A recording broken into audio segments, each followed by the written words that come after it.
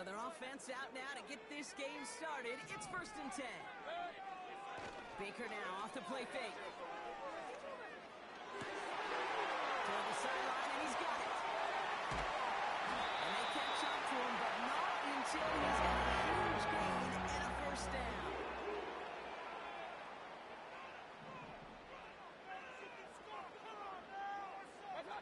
From the red zone now.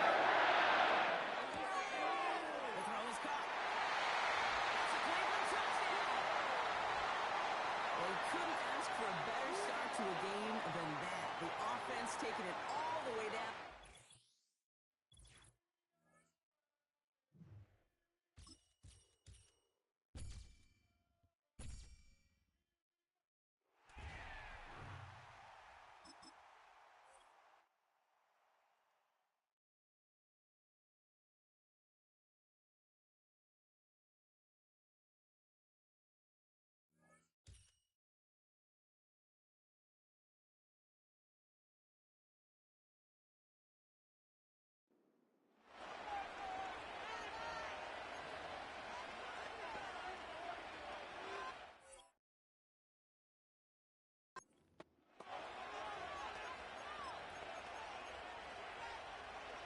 A fresh set of downs to work with. It is 1st down and 10.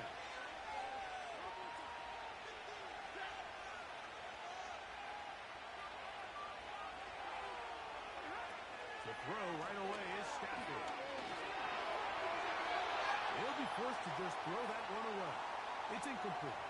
You can't fault the quarterback on this one, Mike. He really didn't even have much of an opportunity. By the time he hit the top of his drop and got his eyes downfield, the defense was all over him, and he really had no choice but to just get that ball out of his hand and live the play. In trouble, and he's going to be taken down. Sometimes you just have to know when the play is over and live to play another down. He has pressure coming right at him, and instead of just throwing the ball away, he tries to escape, he tries to get creative, and he ends up losing a lot more yards than he should have. Taking the deep shot here with Robinson. And he's going to be brought down inside the 15. Well, they've come out swinging here on this opening drive through the air, and that's exactly what they wanted to do. Generate some early chunk plays and try to get some points. 1st down, Stafford. And a good effort there defensively. It's knocked away and incomplete. They couldn't quite connect there on that short pass, Mike, and I just think it's worth reminding everyone how different the concepts are down here in the red zone than what the rest of the game plan calls for in the normal part of the field. 2nd down, it's Stafford. Oh, got him again the 2nd time with a sack on this opening drive. Good drive now faces a tough conversion. It is 3rd and long. Now it's Stafford. Here's a screen set up to Williams. And he'll gain some yardage here, but that is not nearly enough for the 1st down. It's going to bring up 4th down. Anytime you call a running back screen, the key is the relationship between the offensive line and the running back. They have to be in sync perfectly to set up the big play. That wasn't the case here on 3rd.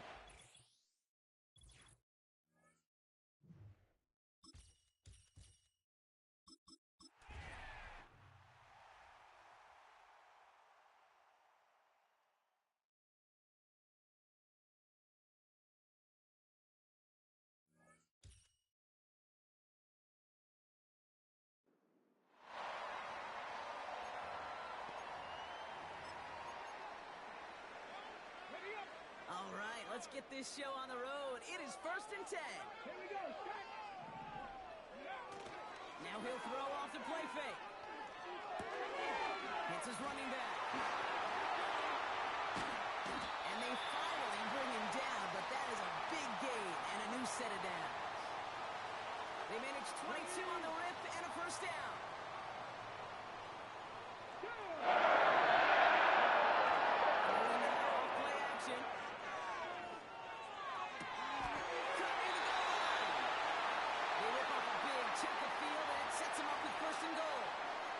Okay, you'll find teams go to this crossing route concept sometimes a dozen times a game. A lot of times it's for shorter yardage, but sometimes things break in the right coverage for a much bigger impact play, just like that. He's on the move. And they will score. It's an Atlanta touchdown. The Falcons take a 6-0 lead in quarter number 2. It's a Justin Jefferson touchdown.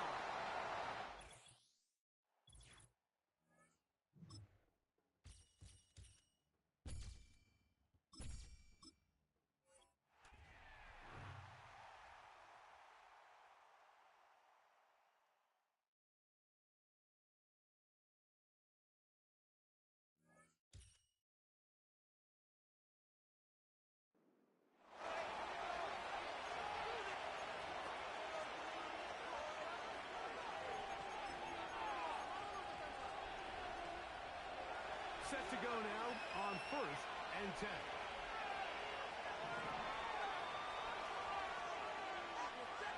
Throwing to begin. It's Stafford.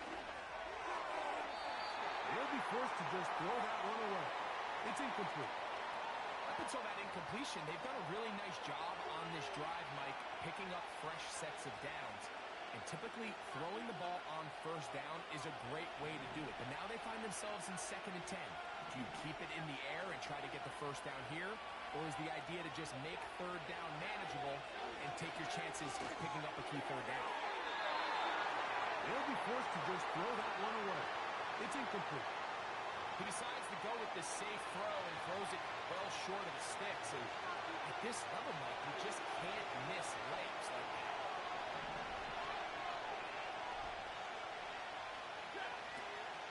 On 3rd down, Stafford. He's got a man. That's Nakua. Complete. That's the 2nd time they connect on this drive. This one good for 13 yards.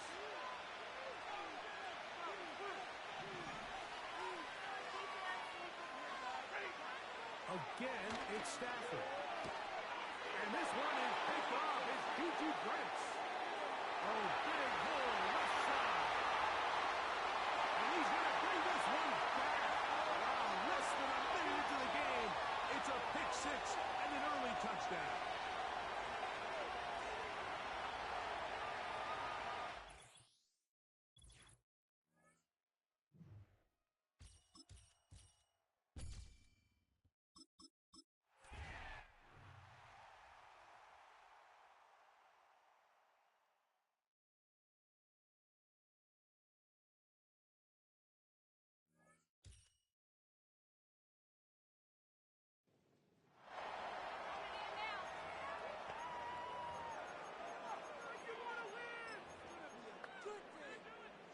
So their offense out now to get this game started. It's 1st and 10. First play is to the air. Flush down out to his left. He's keeping it. And he's out of bounds. Pass midfield. And that one goes for a gain of 11. And the Titans will have a 1st down. Throwing off the play fake here. Bails out of the pocket quick. Catch is made down at the sideline. And they can't chop to him, but not until he's got a huge gain and a 1st down. It's a 26-yard pickup there. And that'll be a Tennessee 1st down. Setting up a throw. Not like this, an interception ends that drive.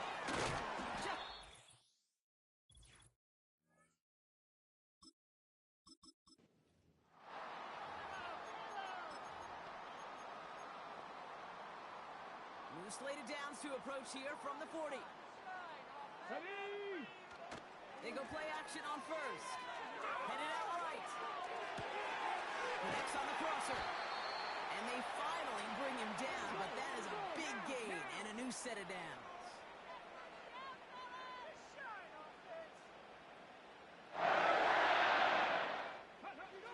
The throw on 1st.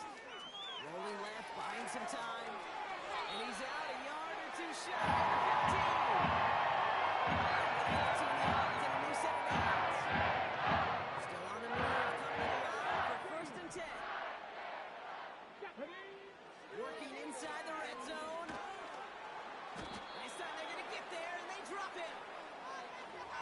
play drives them backwards. Second down coming up. Here we go, here we go. Another try following the sack. And he's there to send that one away. Incomplete. I don't fault the look downfield at all. I mean, that was just a situation there where it's a better defensive play than the offense executing. Last pass unsuccessful, and they have third down here. Let's go now. Out of the gun, they'll look to throw.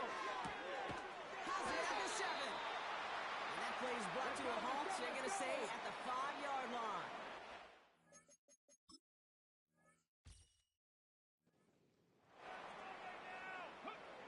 First down from the red zone. Pocket isn't holding up. They're able to drop it. And they're headed in reverse after that sack. I know we talk about rhythm a lot when it comes to music, but it's the same thing with the quarterback and his protection. This QB was in rhythm, but they knocked the notes out of him on that one. Has it in close. And he's brought down real close to that goal line at the 1. From the gun on third down. And he takes it in. Touchdown, Tennessee. The Titans finish off their opening drive. So the offense showing...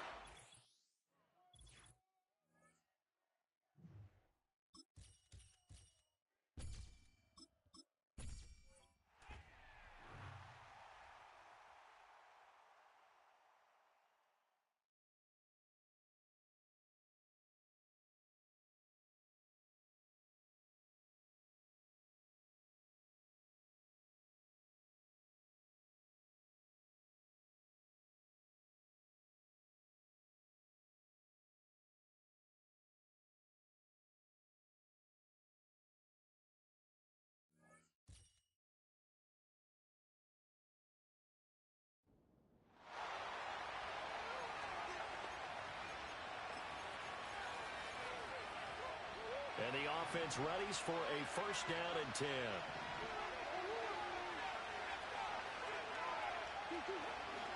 Third quarter starts with a run from Connor. And he is going to be stopped cold behind the line of scrimmage.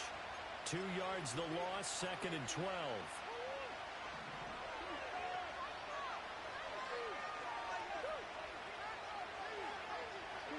Murray going to throw. Rifles one, and that's going to be intercepted. Deion Sanders, the Hall of Famer, with a pick. Down the sideline he goes. And he will take this one home. It's a touchdown.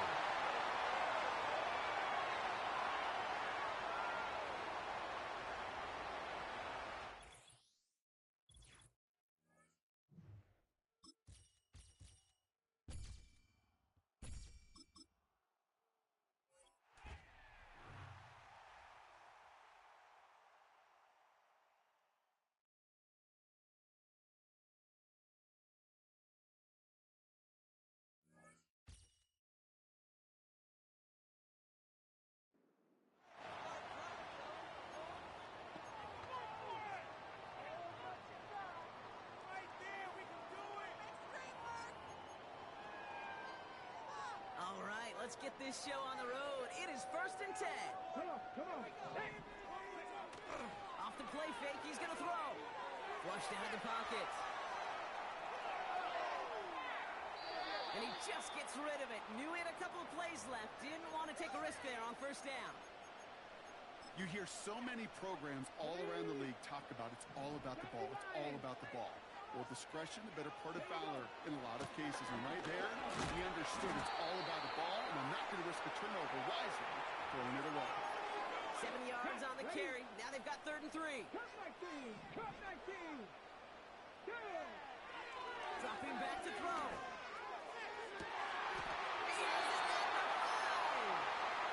And he's all the way to the 5 before going out of bounds.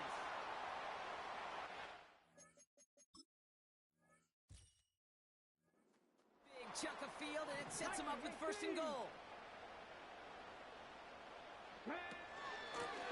They'll try and punch it in. And his effort results in maybe 2 yards, but nothing more. Pushing the pace right away to start the game.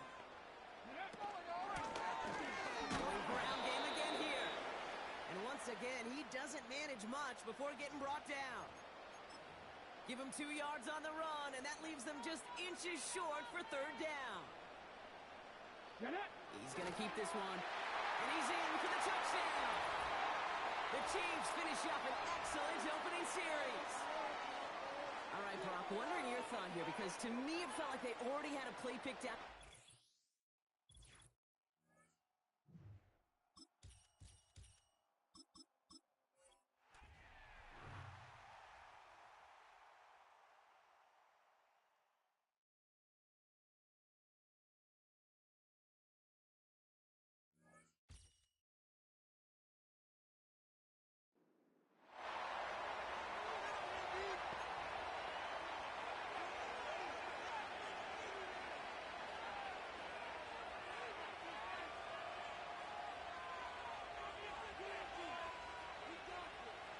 Man, I just love being in this stadium. So much history, tradition, so many great teams and games, and we're seeing a pretty good one right now. Hotly contested in the third quarter.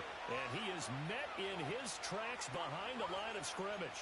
He'll lose a yard there, and it's 2nd and 11. When people talk about plays being blown up, that's exactly what they're talking about. That's Exhibit A for physical play. Throwing. Love. And he'll go down. The Bears get there for the sack. Flying in for that sack, Aiden Hutchinson. 1st and 2nd down were a disaster. Both went backwards. Now it's 3rd and 18. They need something big. And pressure coming, and they got him once again. He couldn't get away there on 3rd down. The pressure too much, and he's sacked for a loss of 12. Now on 4th down, on is the punt team sending this one away. On the return is Williams.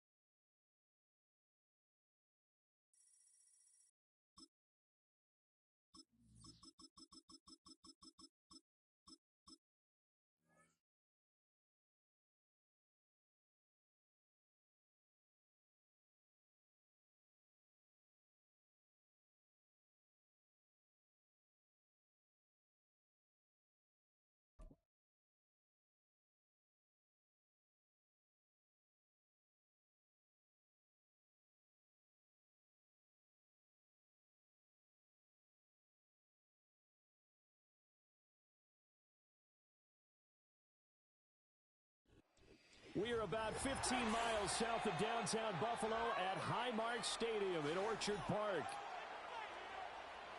Come on, guys, dig deep.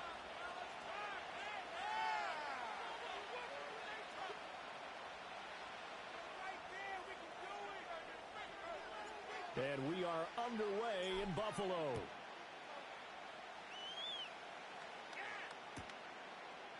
Reed going to bring it out of the end zone.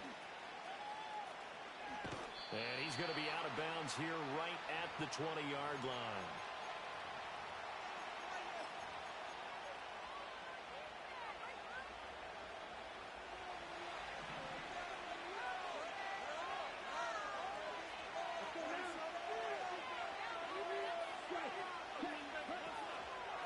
First rep of the game for Josh Jacobs.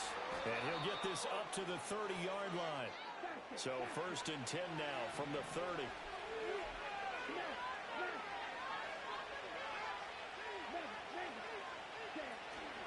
He'll stay on the ground with Jacobs. And this will be a Packers first down as he's able to get this up past the 40.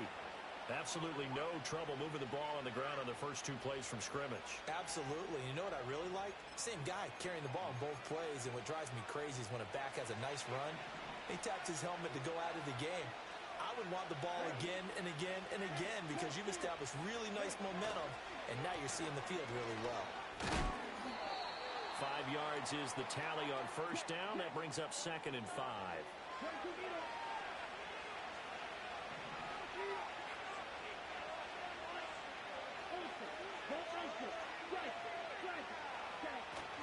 Love with a give to Dillon. And he'll be brought down right on the 50. A gain of 3. A yard all they need, but it's 3rd down.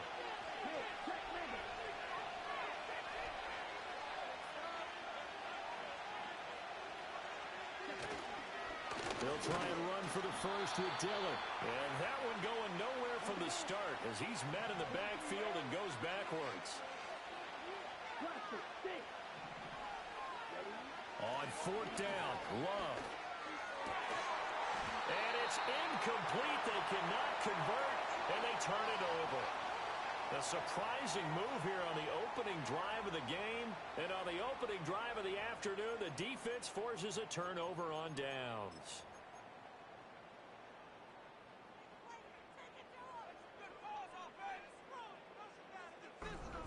I appreciate that like, fam.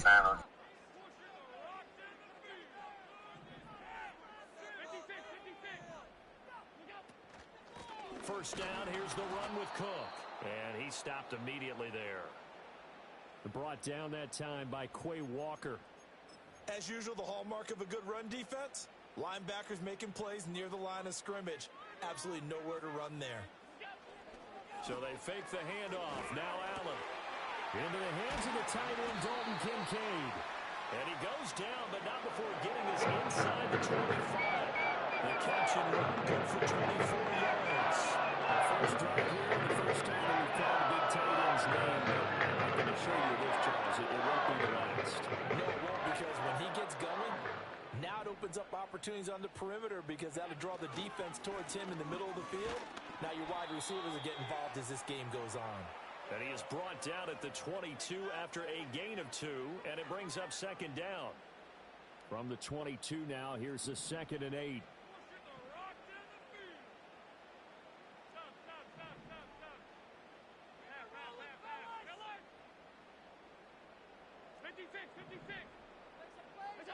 Throwing now is Allen. And that'll fall incomplete. He was hit just as he let that go. And now it's 3rd down. A great job defensively taking away his receivers. And he was forced to put that one into Lake Erie. But that's what good quarterbacks do. They don't take unnecessary chances if they don't have to. Pass taken in by his big tight end. And they've got it inside the 10 at the 8. No score after 1 on EA Sports.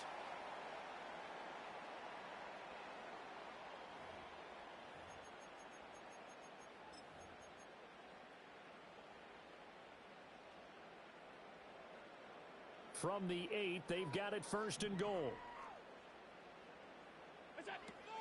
They'll run with Cook. And he will maneuver his way down to about the 7.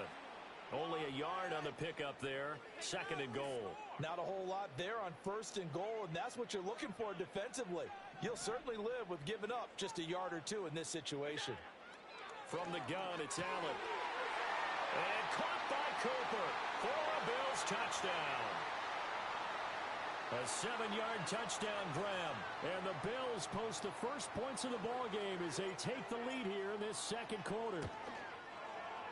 Extra point by Bass, up and good. And that makes the score 7-0.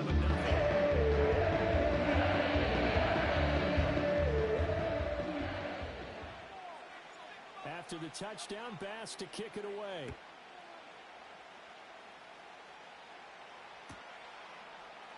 Reed going to bring it out of the end zone. And he'll get it up past the 20 to about the 22.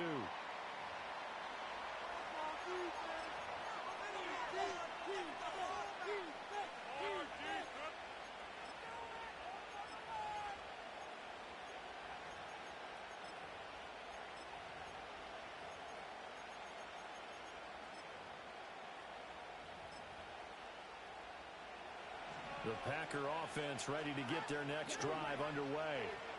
Charles, we know that this offense is aggressive. We saw that last drive. They went for it on fourth down, didn't get it. Then they give up the touchdown, so now you feel like they really need to respond here. They certainly do, but let's face it. Sometimes when you take that risk, you understand if you fail, a little more onus goes back on your ball club to try and pick themselves back up.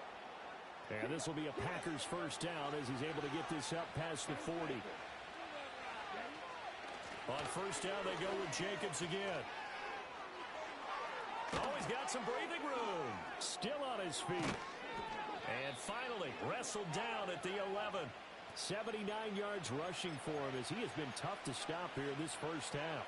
We've seen him break off a big run already in this game, and for a second, that one looked like it might be another. Yeah, I think that any defense would say, look, we can't let him get to the second level because sometimes he'll break off the big run on his own, but oftentimes you get additional blocking at the second level, which gets you deeper into the secondary.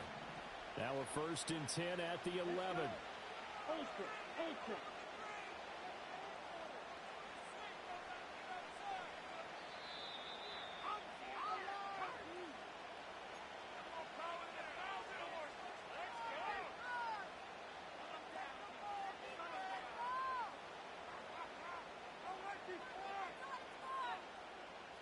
Ready, set. Ready. Go, 10. Check, still. Check, still. Ready. Here's Jacobs on 1st and 10. And shedding through the tackle. And able to get him inside the 5 here, just inside the 5 to about the 4. Second down, ball on the 3. First down marker at the 1-yard line. And he takes a shot on the release as this will be incomplete. I'm really liking what I'm seeing from this defense. Their coverage down level so far, even backed up late. They're forcing incomplete down. And the Packers are within an extra point of tying up this ball game.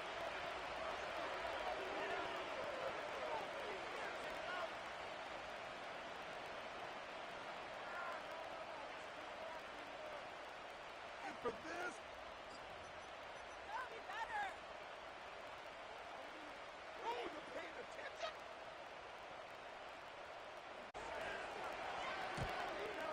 And oh, he missed it. No good. And they'll remain down by a point.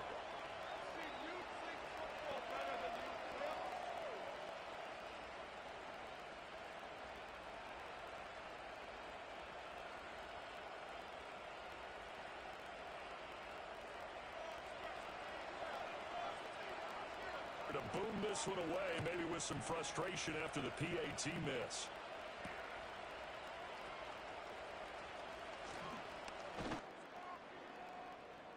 Buffalo offense ready to go for their next drive. And now with still more than a minute to go in what's been a tight game, you figure we'll try to see them move the ball downfield. And remember, they get the kickoff to start this. Looking right side, and it's intercepted. Picked off by Jair Alexander, and the return will be stopped at the 34-yard line. Before we came up to the booth, last thing he said as we were walking off the field, want to play mistake-free football. Well, that just went out the window there with a pick. And do you remember what you said to me when we were walking up to the booth after he said that? You're like, oh, fatal last words. Every time we hear that, things tend to fall apart a little bit. And that's what we saw there. Didn't get enough on that throw. It turned into an interception. Snap will come from the 31 on 2nd and 7. Now Love. He's going to let this go. Back of the end zone. Toward the back corner of the end zone, but he could not get the feet down. This will wind up incomplete.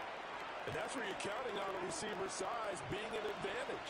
They were hoping he could go up the top of a smaller DB and haul that went in.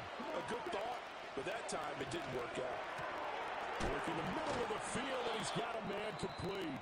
The Packers going to use one of their timeouts as they'll stop it with 40 seconds remaining in this first half. Line of scrimmage, the 15.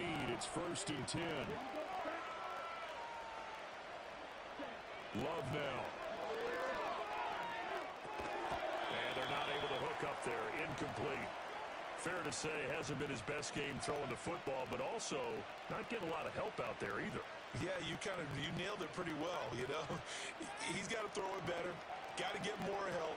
Obviously one that should have been caught.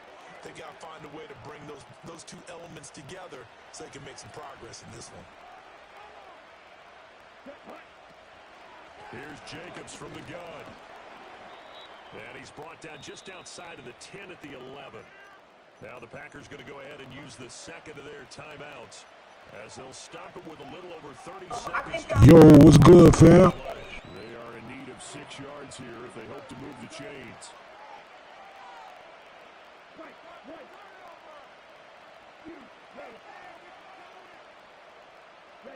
To pass, here's Jordan Love. Touchdown! Romeo Doubs, an 11-yard touchdown. And the Packers will take the lead here in the final minute of the first half. That could be an important swing right there. A touchdown in the final minute of the half to take the lead. Gotta lad the game to win, fam. Come on, fam. Swing, because now that they have the lead, if they can carry that into the locker room at the half, they'll feel really good about what they accomplished in the first 2 quarters. Here we go. Love throwing for it. Over the middle, and there's a diving catch. So they're able to throw it in for the 2-point conversion.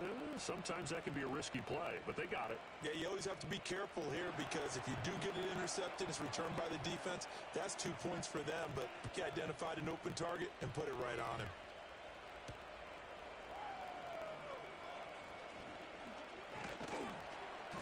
And it's a pretty good return here as he'll get this up to the 29.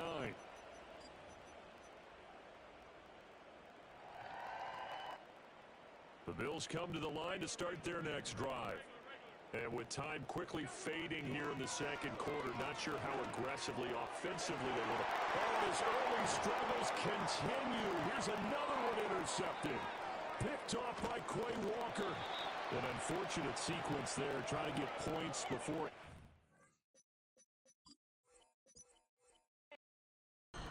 Boy, they laid me out the game, fam.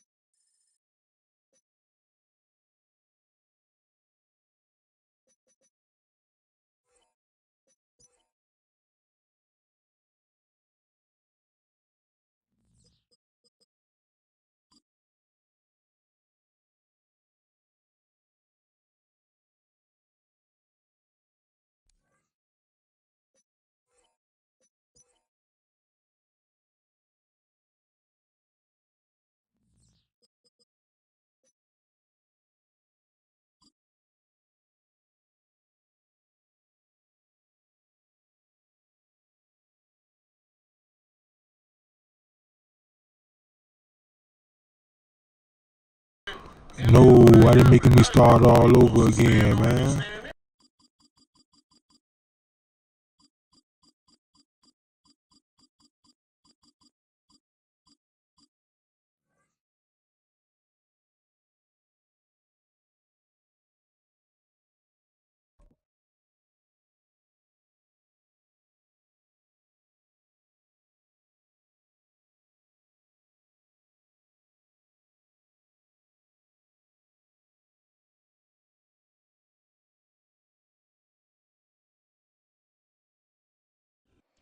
Built on the site of a former piano factory, there's been plenty of music made on the field here in the decades since it opened back in 1998. Welcome to MADDEN Stadium in Baltimore.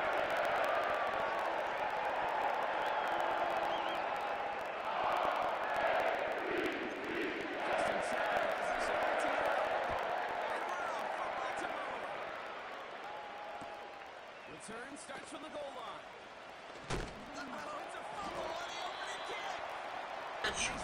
Hit stick. So never mind about who's receiving to start this game, Brock. Got ourselves a change of possession already, and this crowd is loving it. And the first offense you'll see take the field is the whole team, which is practically sprinting out there to take advantage and keep this crowd humming. And he'll have it down to almost the 10-yard line. After a good pickup, they've got 2nd and 4.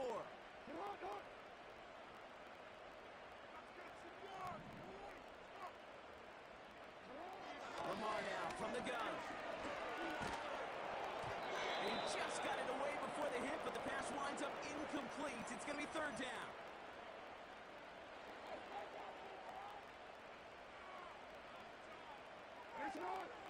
Play action. Here's Jackson. Vacates quickly left side.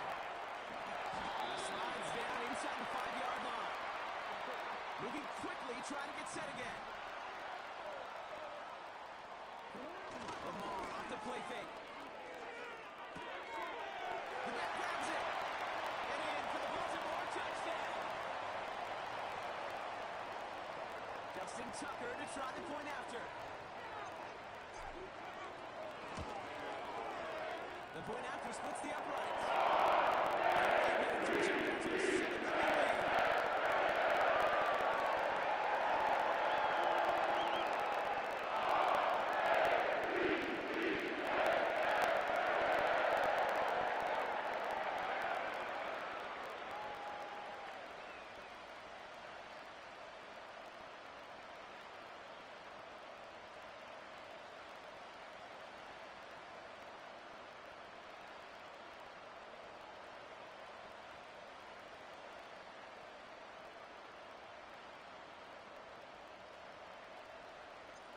Now Tucker on to handle the kickoff.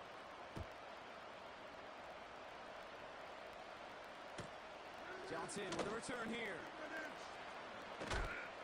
And he gets up beyond the 20, but they plant him a few inches into the ground to end that return.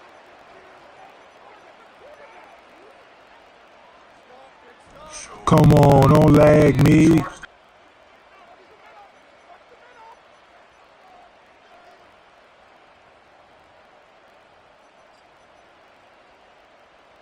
Grimes starts out with a 1st and 10.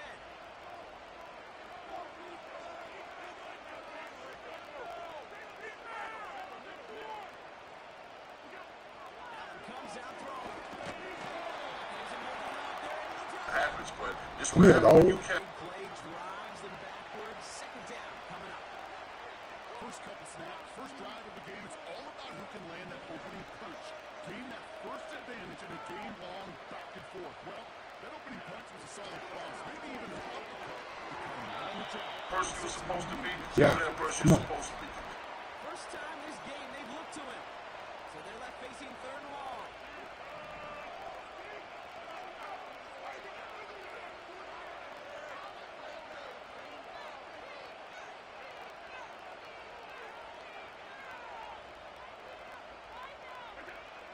Operating from the gun, it's Allen. Pass complete to Cook. Photos and Punt that rock, man.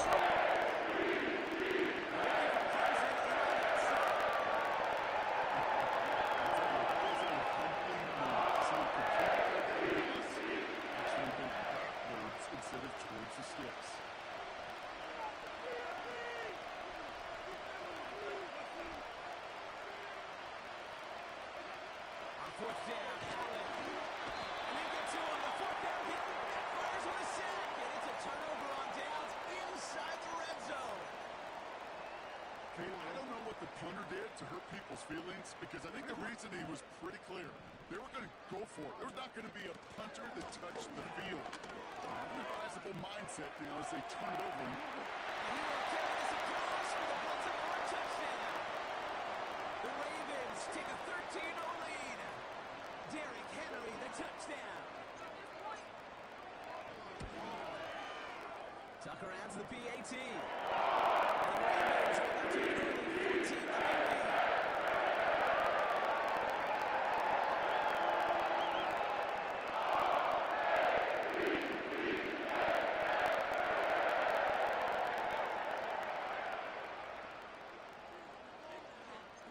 Now Tucker on to handle the kickoff.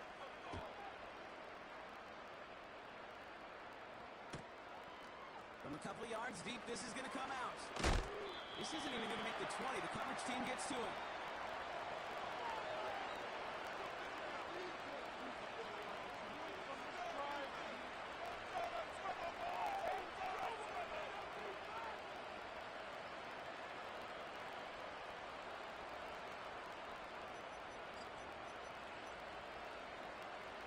And the drive will start out with a 1st and 10. Allen setting up to throw. Getting out to his left. He takes it himself. He'll dump this one off to his running back, complete. And he's stopped. Now we'll wait to hear what this flag is all about.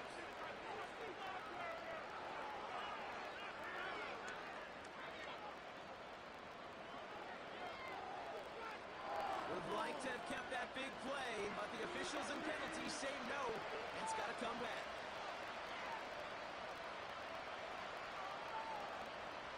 Everyone's prepped. It's 2nd down now. From the shotgun, it's Allen. And someone stepped in. It's intercepted. Picked off by Marlon Humphrey. And the Ravens nearly take it back for a pick 6, but he's stopped at the very last moment. Oh, there he was, a step away from making the post-game highlights you see on the news from going viral. Couldn't quite get there. Now they need to punch this one in to convert the interception into points. It sure wasn't for lack of effort, though, and nobody in this stadium wanted to touch the pay dirt more than that returner. He did all he could do. Sometimes you're just an agonizing step or two away from that kind of glory. Rolling out to his left. And he makes the catch on the sideline. Oh, but they call it out of bounds. This close to 6. So after the incomplete pass, here's 2nd and goal. Pistol snap to Jackson. He's got it. I remember talking to Jim Harbaugh one time, and Bo Schembechler asked him when he was a head coach, you have a tight end with his hand on the ground? Yes, coach. You have a fullback still on your roster? Yes, coach. Then you've been just fine. He runs it across. Touchdown. The Ravens take a 20-zip lead. It's a Lamar Jackson touchdown. He finds his way in on the sneak. Tucker able to tack on the extra point. The Ravens push their lead to 21-zip already.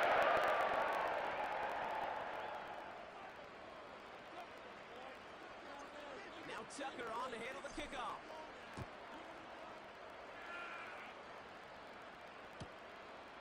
He'll bring it out from a couple yards deep. This isn't even going to make the 20. The coverage team gets to it.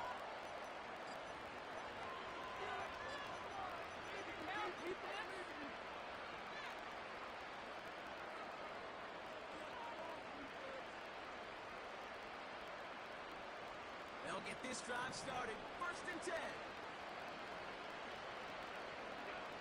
Interception last drive doesn't deter them. They're going right back to the air. It's another first half mistake. He's intercepted again. Picked off by Marlon Humphrey. And the Ravens get it back after making their 3rd first half interception. Okay, Brock, now back-to-back drives with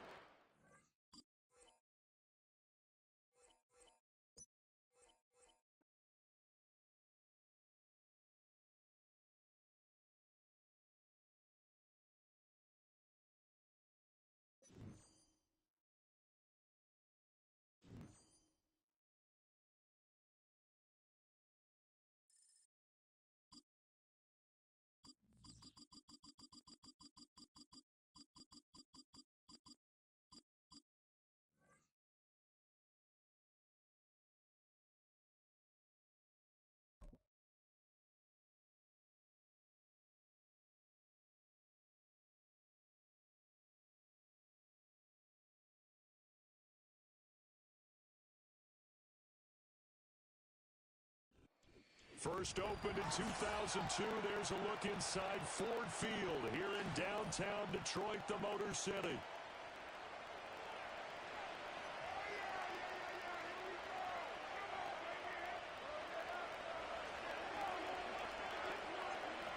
Justin Tucker set to boom this one away.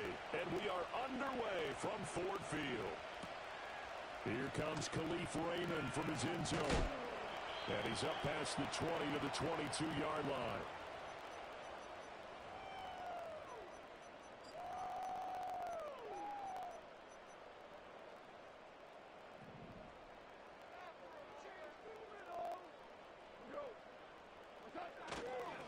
First carry now for David Montgomery. Across midfield. And down to the 27-yard line. A big play there on the first play of the game. 51 yards on the ground. Well, welcome to the party. First carry of the game. How about that? And just think, as far as he's concerned, he's just getting warmed up.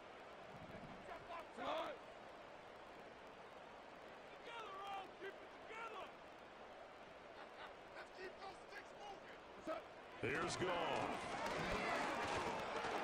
And he's going to be taken down here. A sack back at the 32. Coming up now on a 2nd and 15 following that sack. They'll fake the handoff. Now Goff. Throw left side is complete on the diving effort. First down Detroit, 16 yards on the pickup. Every coach we ever talk to says to his team before the game, quick start, guys. Let's get out of the gate fast. How about that? They took his lesson to heart, didn't they? They did exactly that. A nice diving catch here on the game's opening drive. So their task a little bit more difficult now. 2nd and 13 that they're walking up on. Now Goff. Eluding the pressure right. And he wisely will throw that one away. It's been a good opening drive offensively thus far, but you know they don't want to waste it and settle for a field goal attempt after that incompletion. So this is a big play coming up here on 3rd down. An incomplete pass on that last play, and that means he'll need to come up with something here on 3rd down. Goff now looks to throw. And that ball You gotta catch that, dog. Took a chance with that one. It'll lead to a 4th down. Go for the 7, fam. 4th down on is Jake Bates for the Lions field goal. Bates' kick is good. And the Lions are going to take the 3. How do you drop that pick? Charles does you points, maybe not the touchdown that they wanted, though. Yeah, but bottom line, they wanted to get something out of that drive, and they did that. 3 points, they won't turn that down at all. And no run back here. That's going to be a touchback. And we'll bring it out to the 30-yard line. Jackson and the Ravens come up now 1st and 10 right at the 30. They'll try and start this drive in the air. Throw right side, going to be taken in by Henry. And he'll be tackled right on the chalk of the 45. The big play to start him out. Has him at the 45 already. On the ground, this is Derrick Henry. And he's going to get it across the midfield stripe into Lion territory. A nice run there, 9 yards, and it'll be 2nd down. They go play action with Jackson. They'll roll him out right. That ball caught. It's Mark Andrews, the tight end. And it's going to be another 1st down as they'll get him to the ground at the Lions' 29-yard line.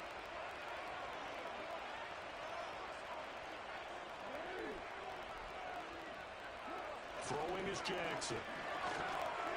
He drops this one off underneath here for Hill. Let's go. Justice Hill, 29 yards. And the Ravens are able to answer the early 3 points and take a 1st quarter lead.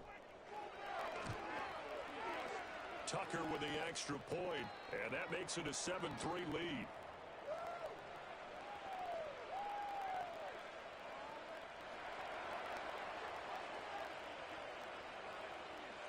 Tucker now to kick it away following the touchdown.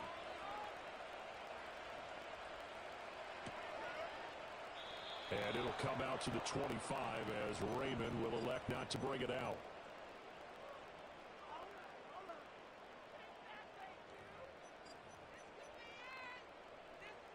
The Lions offense ready to kick off their next drive. And last time able to get 3.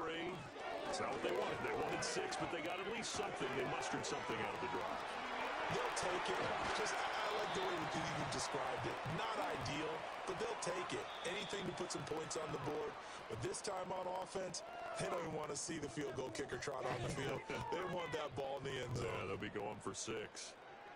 Second quarter action now from Detroit, and it's the homestanding Lions who have the football, as they've got it with a 1st and 10.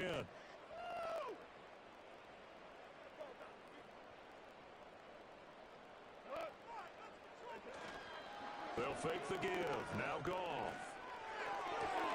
He's got this to Williams, complete. And they'll have it in the red zone. He was meant to Let's get a pick right here. Another big play here as they strike for 31. Despite writing it down on my notes, I never give enough credit to the offensive line. And we have to here. The protection, that's what made this play a success. Quarterback had to wait for his crossing route to develop, and that takes a little bit of extra time. Excellent job by the big fellas up front. 2nd and 7. Back to throw. Goff. And this throw incomplete. In New York City, hopefully I'm pronouncing the You ain't taking another 3 as your fan. Let's go. Lead to 3rd down. He did a fine job there of not hitting him before the ball arrived, and I've got to tell you, you can often mistime that play because of the angles of approach. When you're going to get him, sometimes you panic as well and think, I've got to be there right now. Instead, in this case, timed it perfectly and knocked it free. And he's down inside the 5 at the 4 before he's out of bounds. They're able to convert on 3rd down, and that sets up a 1st and goal.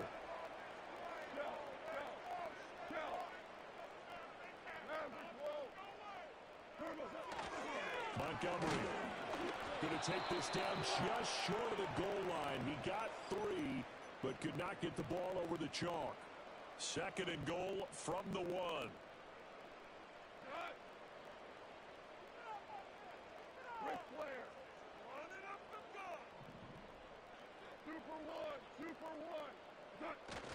Gibbs looking for a signal, but none forthcoming. They stopped him shy of the goal line. 2 minutes to play in this first half. 7-3 our score.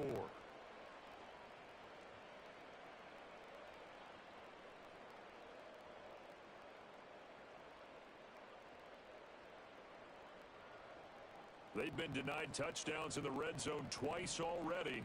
Here comes 3rd and goal. Throw to St. Brown, complete on the left side. And in for the Lions, touchdown. Jared Goff to Amon-Ra St. Brown. And the Lions have retaken the lead. Extra point splits the uprights. It is now 10-7.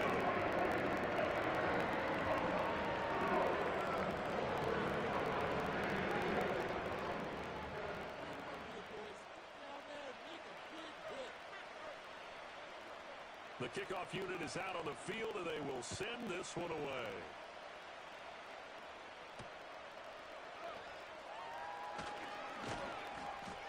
And he'll be brought down right on the chalk of the 20.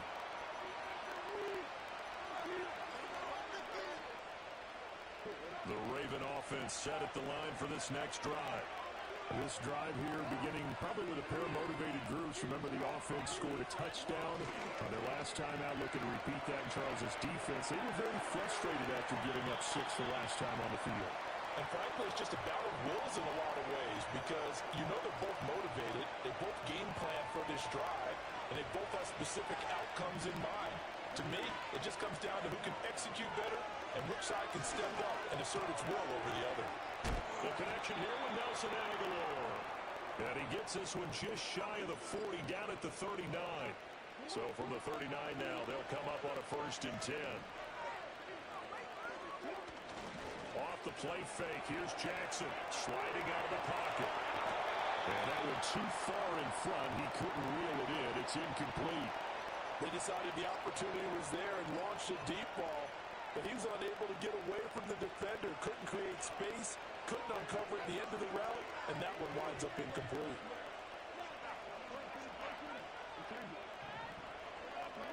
To throw again is Jackson. And this is into the hands of... Give me a little extra time back there. That blitz, give me a little extra time back there, dog. Let's go.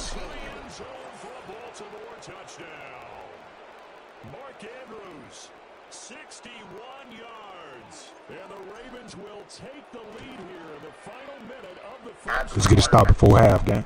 Tucker able to connect on the extra point. And the lead is now 14-10.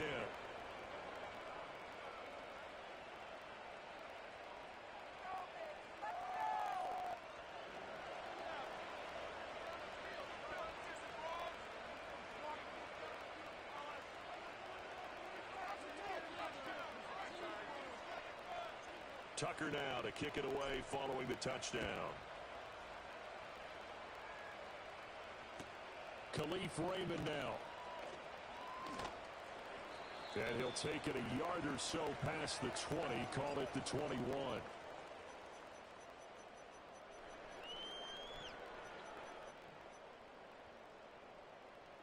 The Detroit offense ready to begin their drive. And with a little under a minute remaining, we'll see if they want to try to put a drive together, possibly even take the lead here with a touchdown.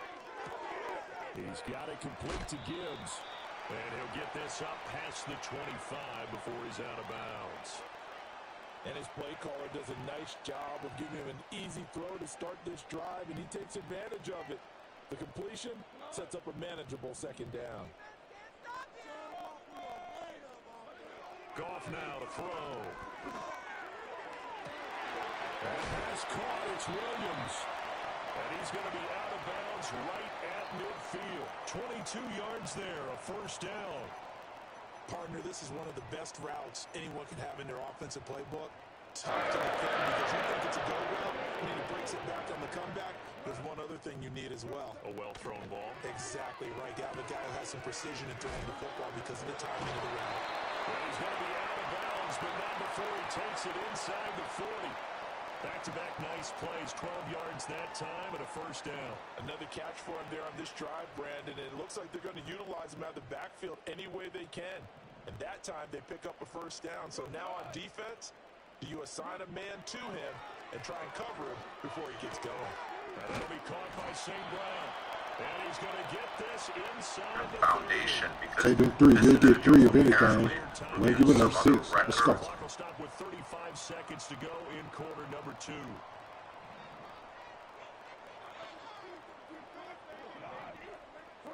Throwing again is gone. Williams runs it.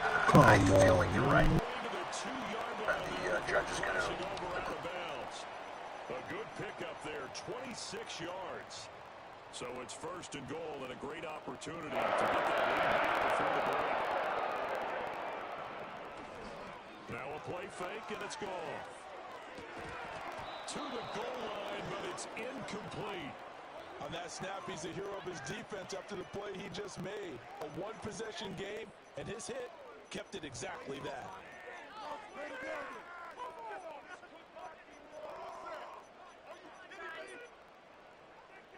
Second and goal, and they will try again from the 2-yard line. Goal. Open man, and he's got Williams. Touchdown Lions. This is 2 yards on the touchdown there. And the Lions have yet again retaken the lead. Point after here coming up. It's good, and they'll take a 17-14 lead.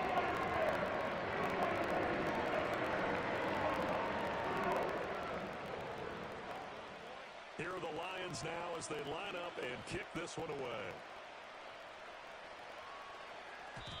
And no run back forthcoming, so this will come out to the 30.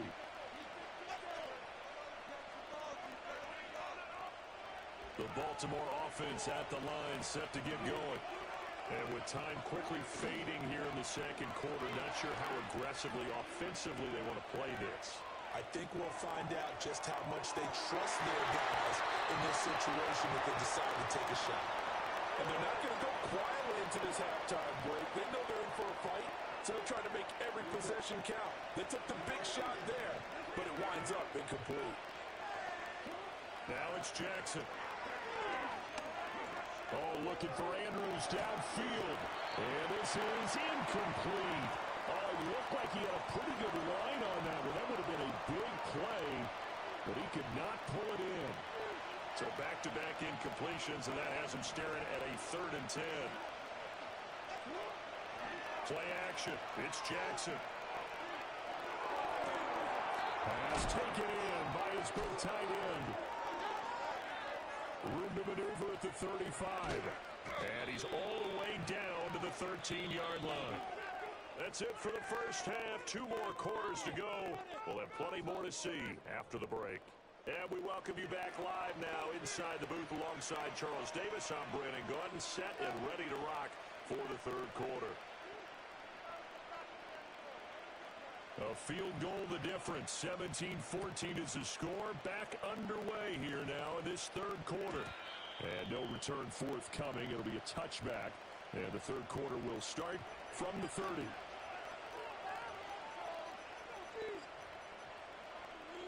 Come on, dog. For this next drive.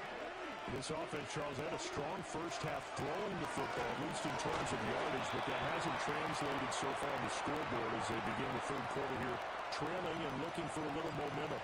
Yeah, you're right about that because, let's face it, in the first half, most of their focus was in the passing game. And to their credit, resulted in a healthy amount of yardage. So I would think that at halftime, they're going to anticipate that defense loosening up a little bit to try and cover the passing lanes. They've got to get the running game going, and there should be some gaps to run through now.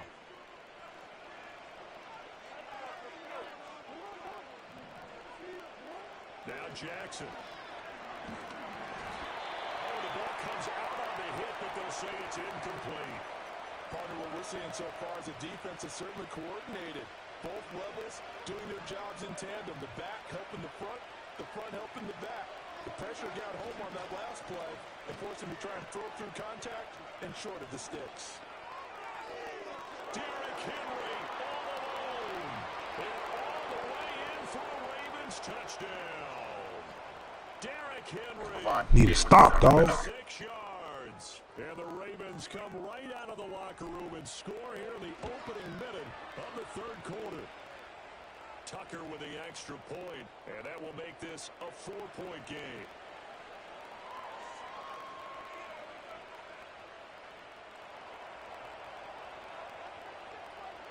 Tucker now to kick it away following the touchdown. And no chance to see a return on the dynamic kickoff. They'll move this out to the 30-yard line. The Lions offense ready to kick off their next drive.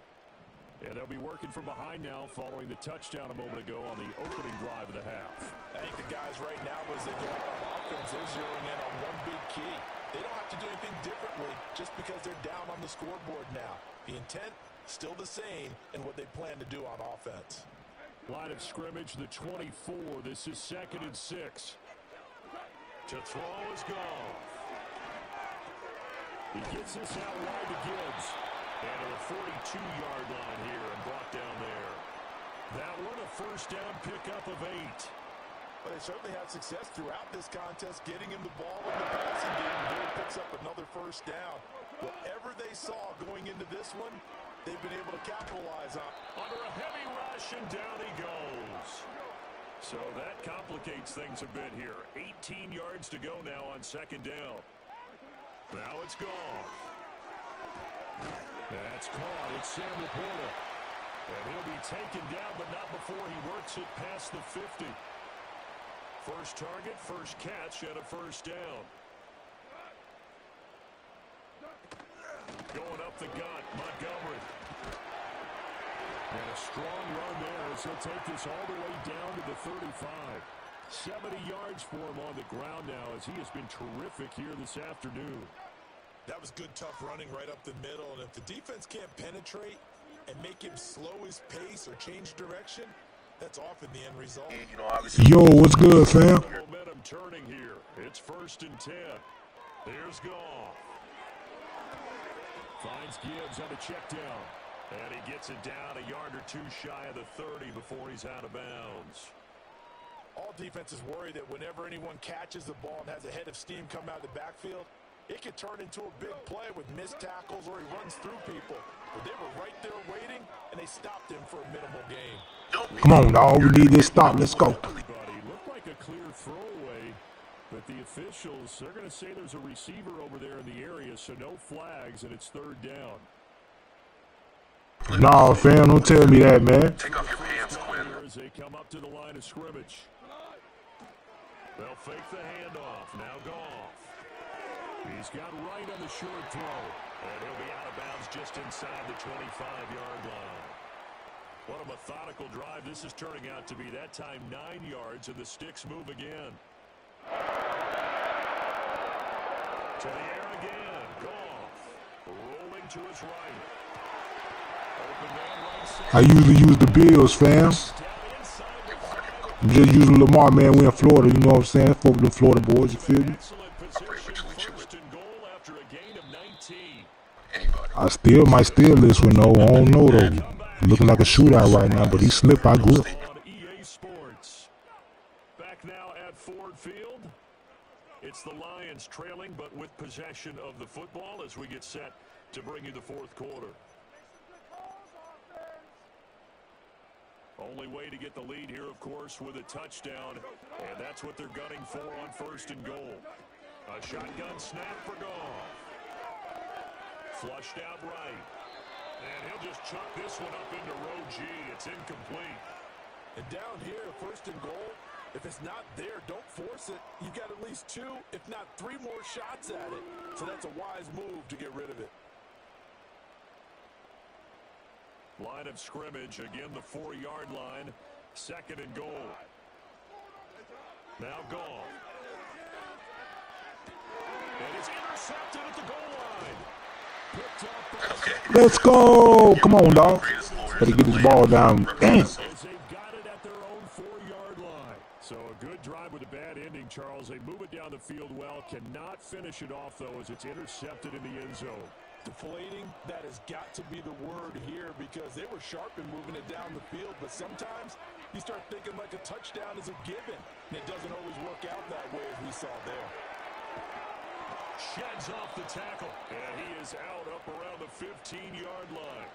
Trying to find some space to operate, and now they'll have it, a gain of 12, a big first down to get away from the end zone. Well, that should be a reminder defensively, and I think it's a reminder to myself because you just can't sell out to stop the run. There's still enough time that this offense can move the football through the air, even on first and second downs, and they obviously picked the right spot to throw the ball there.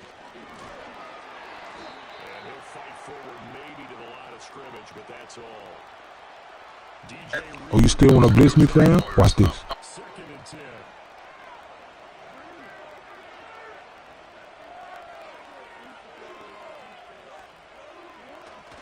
They go play action now. Jackson. Oh, it stays up. Oh, no. That was wild, and at the end of all that, it winds up a safety. All right, Charles, help me out here. Fourth quarter, you've got the lead, and you run backwards into the end zone. You're just trying to do too much. I almost don't have words for it, but you know every coach that we talk to talks about running backs or people running the football, running north-south, getting upfield. He went way in the opposite direction, and that's going to cost his team. Yeah, it cost him big time. Still leading, but it costs him. Goff going to move his guys around a bit. They'll try the middle with Montgomery, and that one blown up quickly as he's going to be stopped before he could even get started. A 3-yard loss to start the drive. They'll look to make that up and then some on second and 13. The Lions will use the first of their timeouts. That'll leave them with 2 remaining. We'll be back after this.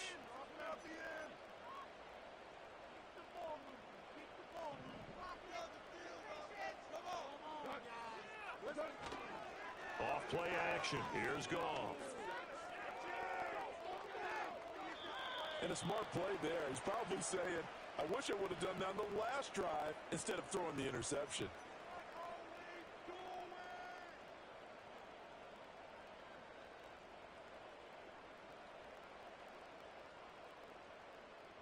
Possibly a turning point. Big play coming. This is 3rd and long. Here's Goff. That is caught. And he's going to be out of bounds, but not before he takes it inside the 40. So from the 39 now, they'll come up on a 1st and 10. Up the middle, it's Montgomery. And forget about finding a lane. He barely had time to look up before he was planted in the backfield. Here's 2nd down. Goff. Throw to St. Brown, complete on the left side. And he'll get maybe a couple before he's taken down, as that will take us to the 2-minute warning. A big play needed, no doubt. 3rd and long.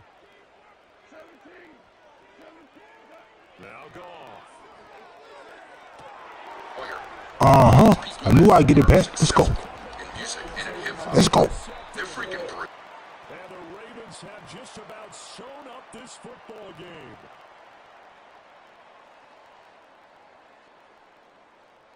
So it's Raven football here as we welcome you back. They've got a 1st and 10 as they look to try and finish this one off. The Baltimore offense at the line set to get going. And this one now not quite over yet. Still 2 timeouts remaining defensively. And boy, having that 3rd timeout would have really helped here. And another example of why coaches really stress saving your timeouts for when you absolutely have to have them. They go over this all the time. Here's one of those situations.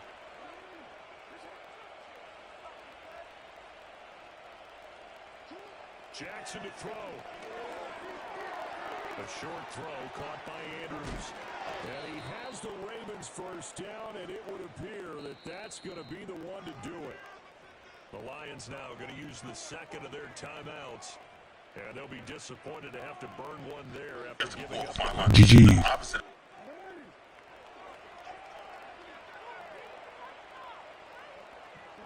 The Ravens taking a knee with victory. Let's go.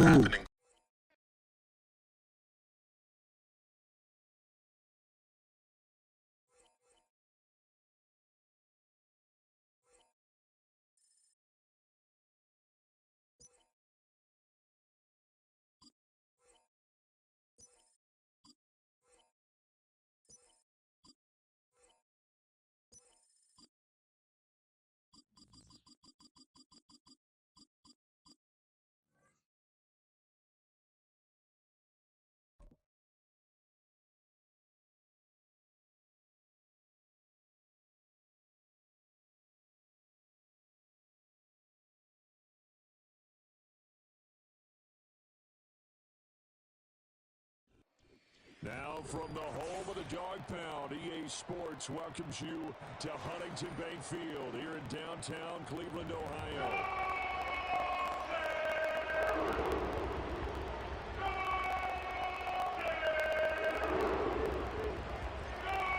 Tyler Bass about ready to get us going.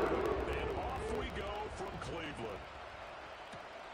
I couldn't take the chance. This will be returned from the goal line.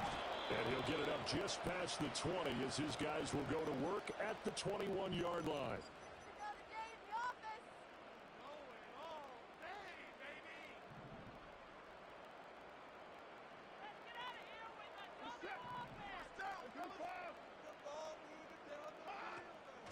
First carry for Nick Chubb. And an early how do you do right there as they're going to bury him in the backfield. After the loss to start out, here's 2nd and 11. To throw is Watson. Got an open man. That's David Njoku, the tight end. And he's going to get this one across the 30-yard line.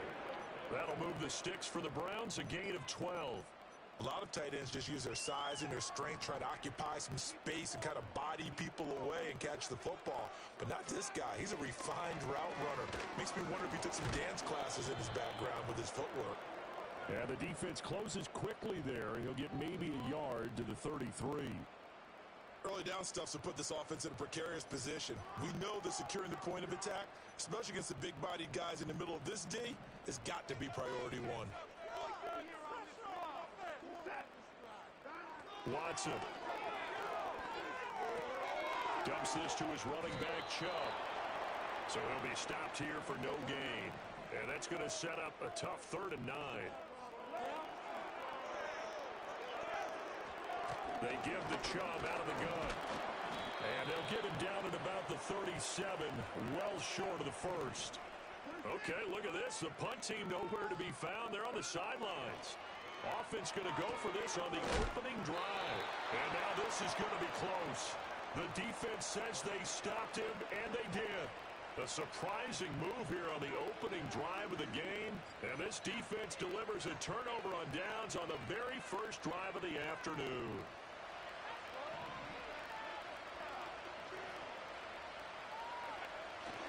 Allen off the play fake. Into the hands of the tight end, Dalton Kincaid. And he's brought down, but not before he reaches the 8-yard line. The chain gang hustling to catch up. Here's 1st and goal from just inside the 10. Now a first carry for the brother of Dalvin. It's James Cook. And nowhere to run on the interior of that defensive line. He'll get back only to the line of scrimmage. No gain on the play that time, and it sets up 2nd and goal.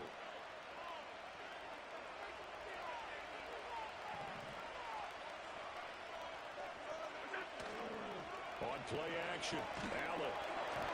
And he'll be hit as he releases it, and that'll fall incomplete. I think he had to unload that one before he wanted to. He was right up in his grill. I think he was a dentist there without a license, don't you? Just not enough time for the play to develop. Just lucky it wasn't a fumble, really. Allen now on 3rd and goal. This is caught. That pass play good for 7, but it still brings up a 4th and goal. Well, we hear so often how tackling has become almost a lost art in the NFL game. But it's so important to tackle well on these receivers, especially in a play like this one. 3rd down, they gave him the underneath stuff. You got to go and make the tackle right away. Can this defense hold him out? Here we go now. 4th and goal from the 2. Allen gonna throw. Touchdown, Bills. James Cook, a 2-yard touchdown grab. And the Bills' decision to go for it pays off with 6 points. Big 4th down conversion for the score and the defense. That is a tough pill to swallow. Big time for them. How about them just deciding to go for it on 4th down? And, okay, forget the field goal, because that looked like an easy 3 points. Yeah, you might have had a defensive breakdown in there, but they pressed the issue and found a way to get it into the end zone. Give them big credit for that. So with the missed PAT in his rearview mirror, he goes back out to kick this one off. And not willing to risk a return. This ball's going to come out to the 30-yard line.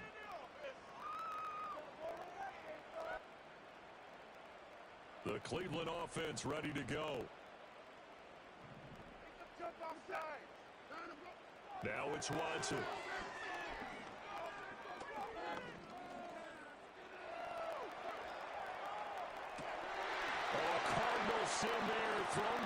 I'm back there lurking, fam. Pick made by Terrell Bernard. And the Bills are going to get possession of the football as time will run out on this first quarter of play.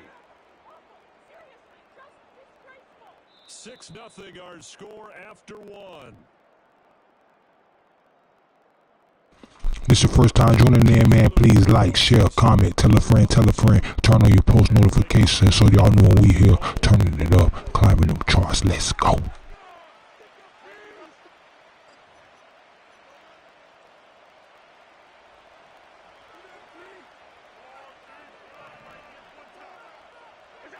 So after the INT, it's Allen.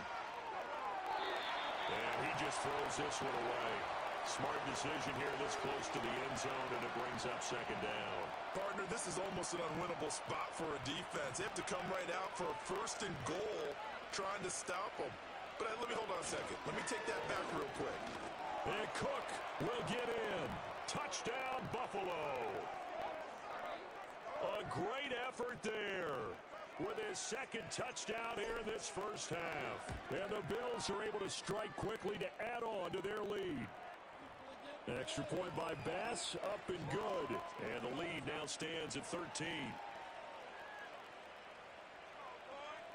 After the touchdown, Bass to kick it away.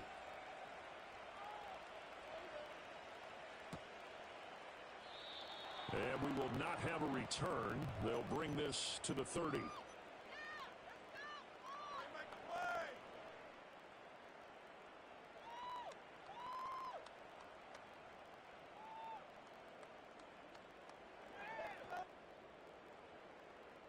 The Browns drive about to get started. And for this offense, Charles, you got to think kind of crucial here to put something together on this drive, because remember last time out they threw the interception on the very first play. And you can't afford to let this defense keep building. I'm scared to throw that rock, fam. Awfully well, and they're awfully confident right now. To me, it's time to attack and take some of that momentum back. But make sure you're selective in doing so. Understand where you want to throw the football and make sure it's open before the ball leaves your hands. It's a gain of maybe 3, but it's going to leave them with still about 8 or 9 to go on third down. They'll come to the line. But it look like my play, fam. Pick up the first. From the gun, here's Watson. And a big loss here as he's taken down. Gregory Rousseau. That is now 2 sacks for him here in this first half. On fourth down, Corey Bojorquez gets set to punt for Cleveland. Back deep is Brandon Codrington. Fielded at the 33. We'll call that a punt of 54 yards. Well struck. And the Bills will take over the football with... Making me play my placement matches again, man. I already went 5-0, fam. And they'll just simply be looking to build off the confidence of the last time out where they scored a touchdown. And confidence is powerful, isn't it? When you've scored once, you feel like you can go back out there and get it done again. Doesn't matter what the defense throws at them. They feel like they're in a groove right now, and they want to get out there and show it. Yeah, hoping to stay in that groove here this go-around. 2 minutes remaining in this first half of football. I put in hours with my plays, man. You can't duplicate it. You got 3 tight ends out there. On play action, Allen. That is caught. Kincaid with it. And he goes down, but not before getting this inside the 25. 27 yards there, a first down.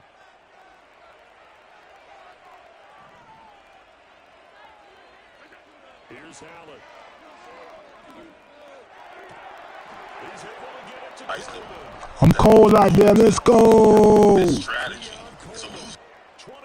yards for the touchdown, as his guys have opened up a very comfortable lead. So, Charles, that's 3 touchdowns on 3 drives, and it's just been an offensive barrage so far. Great word, partner, using barrage right there. I'm going to add another word if you don't mind. How about perfection? No surprise that they're leading right now. Absolute dominance throughout this ball game. And no I'm too tall for Reds, man. Let me go back to Mutt. After the touchdown, Bass to kick it away. That's going to be taken at the goal line, and he'll return it. And he will make it to the 20-yard line and no further.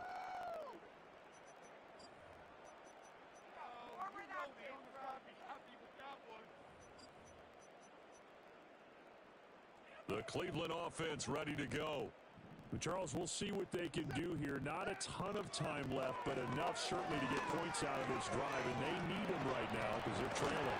Yeah, this is exactly why you practice a 2-minute drill all through camp and at least 1 practice each week before a game. A minute left, more than enough time to string a few completions together, reach the end zone, and make that ball back to the locker room just a little more animated. This will be caught. Judy. It's on the other side of midfield at the 45. Back-to-back receptions for him, and it's another first down.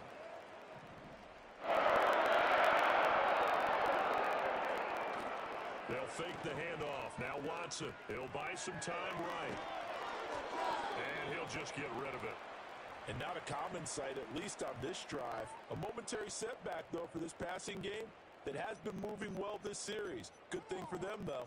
Still 2 more downs to connect and try and pick up another first down. Here's 2nd and 10.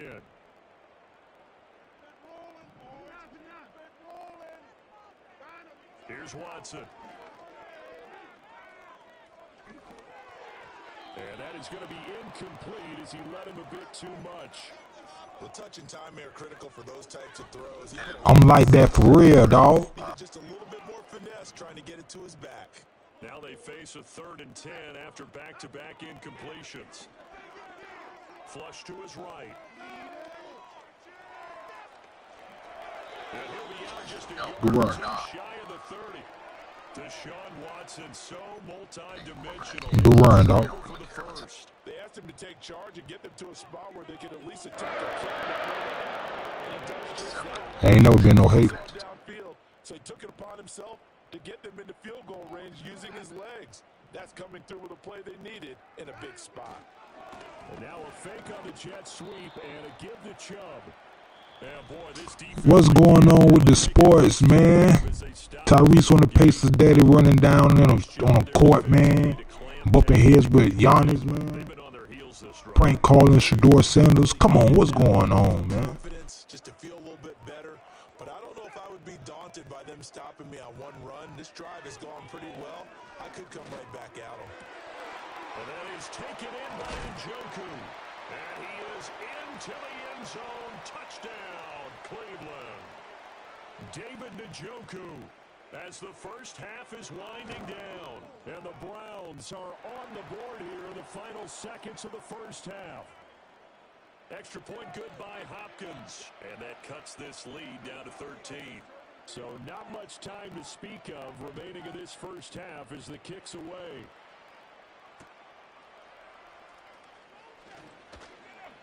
Oh, a good return up past the 30. Now that should give him a spark. He's across the 40 to the 43. At some point, we're going to get it through our heads. Special teams, special teams, special teams. The spark that often wins games.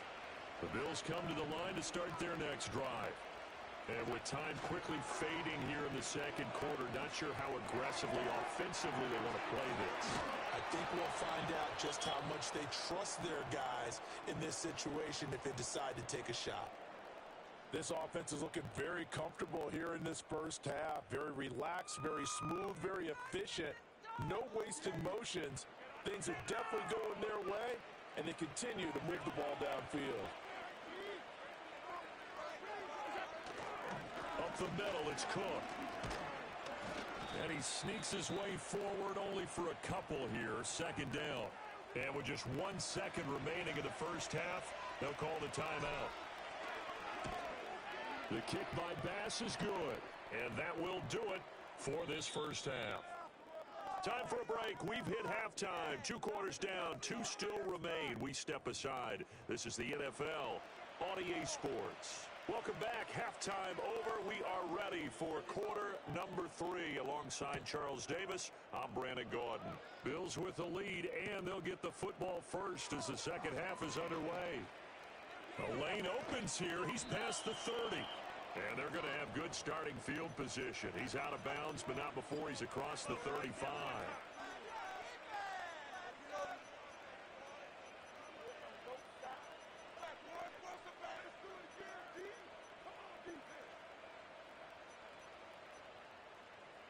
Buffalo offense ready to go for their next drive.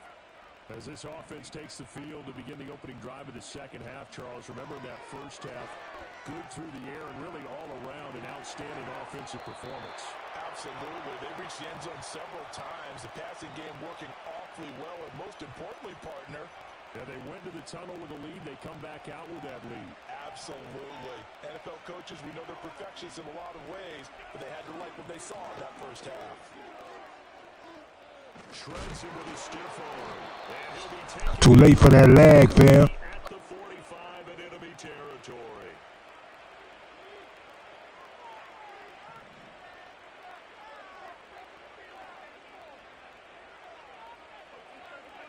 Allen now looks to throw. Swinging this out wide here for Cook. 20! And he's brought down, but not before he reaches the 8-yard line. That one good for 37 yards. Another big play right there, and this is where, as an offense, you can really put the hammer down. You've got a double-digit lead, but those other guys, they've been hanging around. A touchdown here could put this game out of reach, and that's a strong step towards getting it done. And he'll work his way closer to the goal line as he's got 5 down to the 3. So the ball position now at the 3. Here's 2nd and goal. Here's Allen to throw it. And he is going to go down. Back at the 11-yard line. The coverage good, the pressure good, leads to the sack, and it's 3rd and goal now. Allen now going to throw on 3rd and goal. And he'll take it into the end zone for a Buffalo touchdown. Josh Allen taking it in from 11 yards out. And the Bills take the opening kickoff of the 3rd quarter and drive right down the field to extend their lead. Extra point by Bass, up and good. And that pushes the lead up to 23. After the touchdown, Bass to kick it away. Taken at the goal line. And able to take it past the 25 and up to the 28-yard line. The Browns drive about to get started. And their halftime hole now even deeper. And they need a big drive here just to answer the first touchdown of the second half scored against them. They were down at the half. Now, as you mentioned, they're down a little bit bigger. But no time for discouragement. Just got to get back to it, right? Put your shoulder against the boulder and start pushing. And try and get back to where you were to start the half. Trying to fit it into Moore, but it's intercepted. Teron Johnson able to pick it, and he brings it back to right around the 26-yard line. Well, this had trouble written all over from the start. He's got 2 extra defensive backs in the game he's got to deal with. They're in a dime set. So everywhere he's looking, he's seeing a different color jersey. And sure enough, this one winds up being intercepted.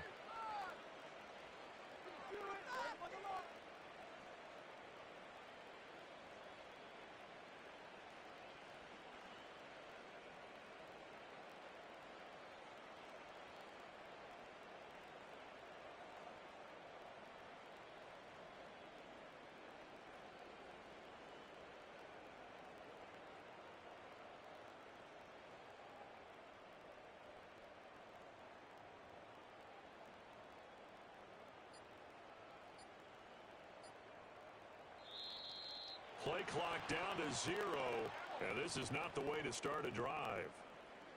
So they accept the penalty, of course, and push the offense backwards a bit.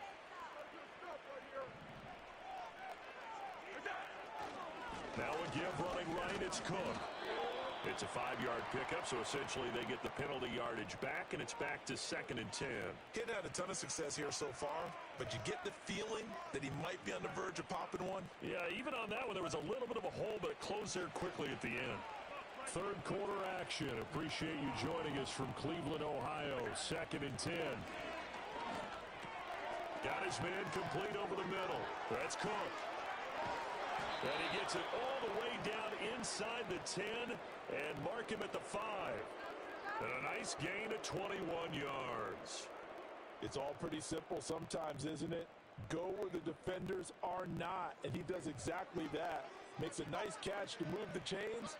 Defense, got to find a better way of accounting for the shorter routes that are being run against them. And as they come to the line, they will not be able to get off another play as time has run out on this 3rd quarter. We'll return with more after this break. You're watching the NFL on EA Sports. The lone receiver right is Cooper.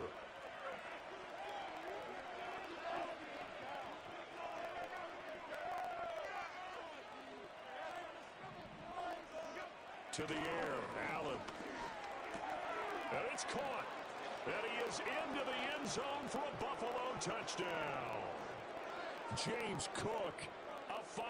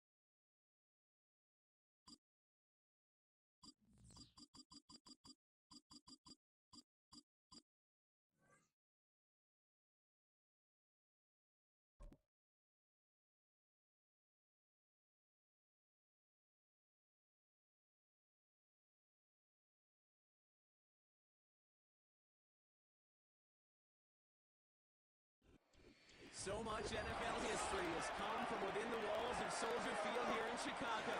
And we're happy to return to it once again in its final chapters as an NFL stadium.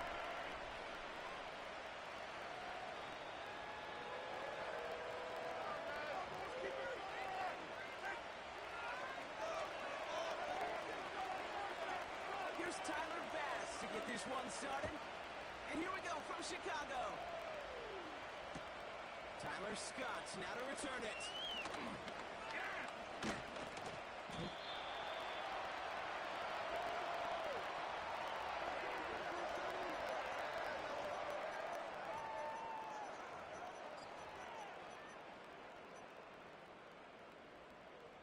So their offense out now to get this game started. It's 1st and 10.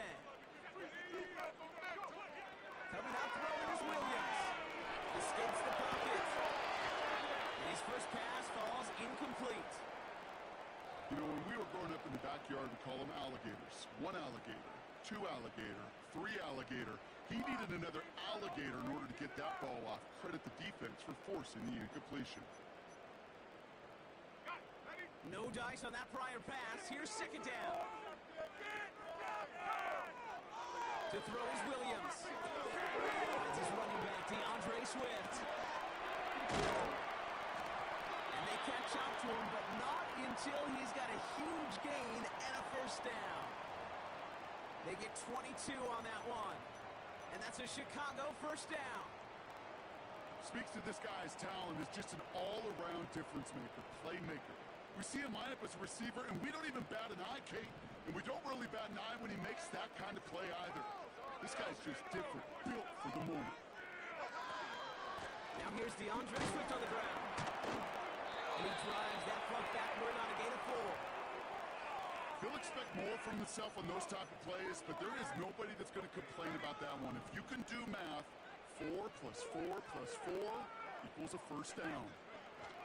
Williams on the play action.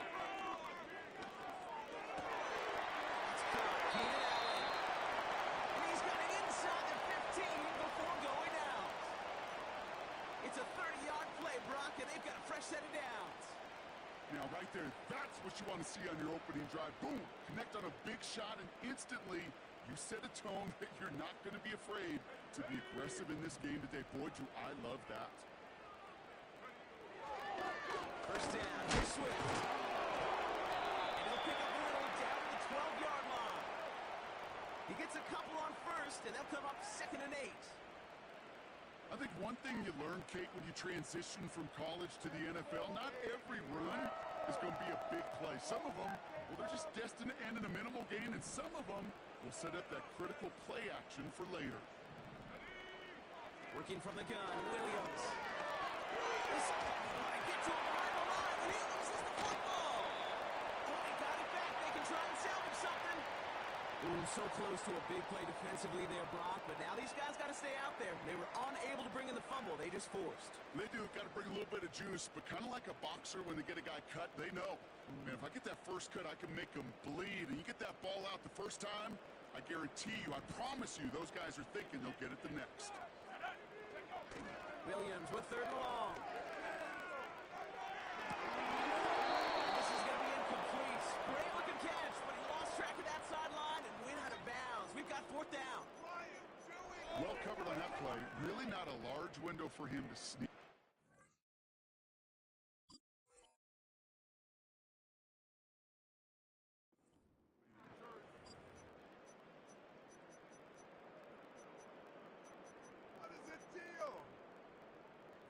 So on 4th down, out is Cairo Santos for the Bears field goal. This is from 35 out on the left hash.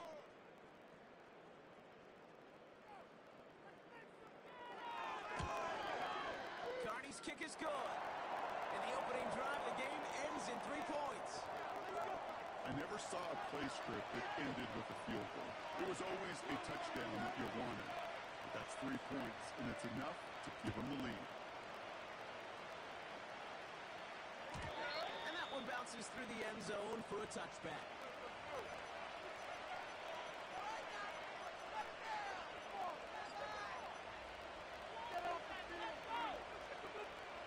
First and 10 now from the 30.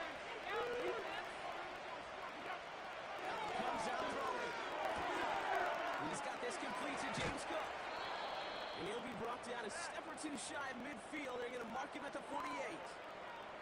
They get 18 yards out of it and a new set of downs. One play in, and already they're close to midfield. First two of the game for James Cook. And he has this one past the 50, and he'll start downhill into Bears territory. Give him around 6. That's going to make it 2nd and 4. That's a run that you'll take the result in the NFL every time. A nice play, a solid game, but it's also a run that you know. And you may come back to it, because if you were that close to breaking off an explosive one, it'll really break the backs of the defense. And he'll go out of bounds close to the 35-yard line. It's a pickup of 9 yards. That's good for a Bills first down.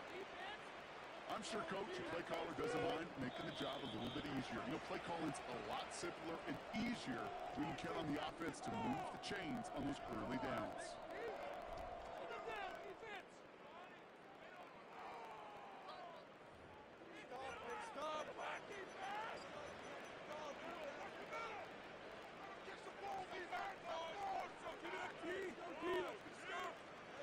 We're back for the second quarter. Bills in possession of the football. They're looking at yet another 1st and 10 on this drive. It's this to Kincaid. And they can't bring him down until he gets into that red zone at the 19. It goes to the hurry-up offense here. Now the shotgun gives to Cook. And he works his way for a gain of 4. You know, these are some of the little hidden plays in a game. It doesn't look like a whole lot on the stat sheet, but A, it gets a good yardage, B, it sets up your play action, and C, most importantly, keeps that defense guessing. Now Allen off the play action. Connection made to Coleman. And he takes it into the end zone for a Buffalo touchdown. The Bills finish off their opening drive. Keon Coleman, the touchdown. He finds one of his great receivers, Brock, and they are off to a great start to begin this ballgame. Yeah, it's such a positive offensively when you can go find not just a field goal, but a touchdown on that opening drive. And defensively, this starts to shake the foundation of your preparation and makes you wonder what's in store. Bass now to kick this away.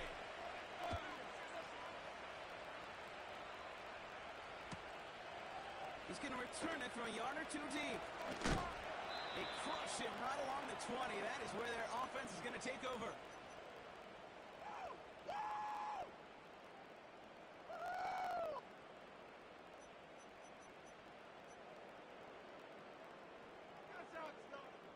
They're out and set. 1st and 10.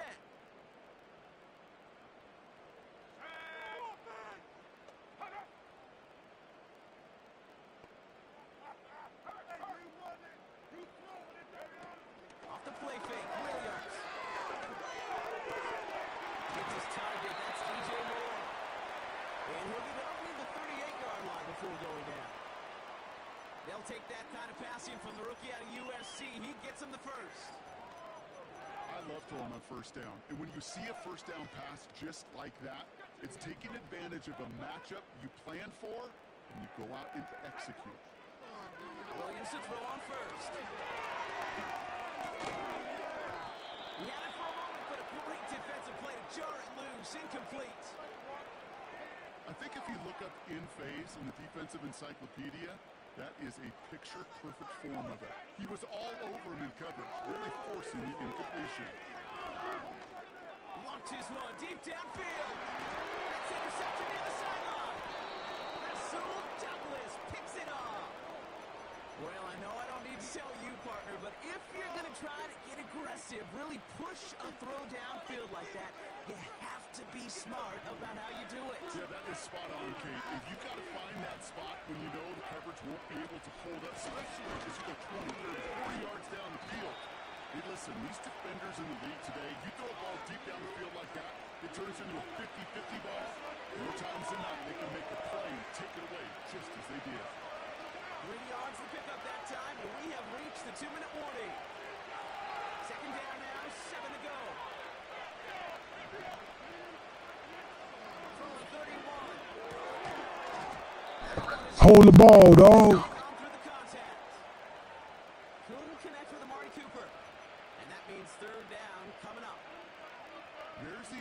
importance of staying in phase as a defender. He was all over him in coverage, and that really did help force the implication. Catch is made down the right sideline. And they finally bring him down, but that is a big gain and a new set of downs. Straight ahead, here's Cook. He sneaks this through the middle, maybe a gain of 2.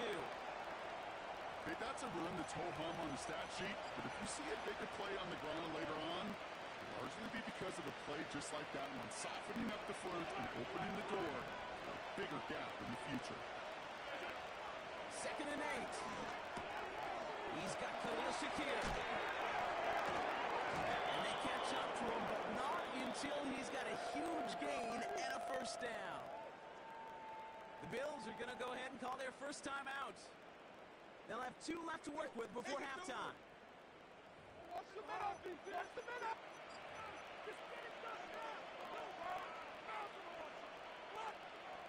This offense in position now. It's 1st and goal. Working inside the red zone. He's got it.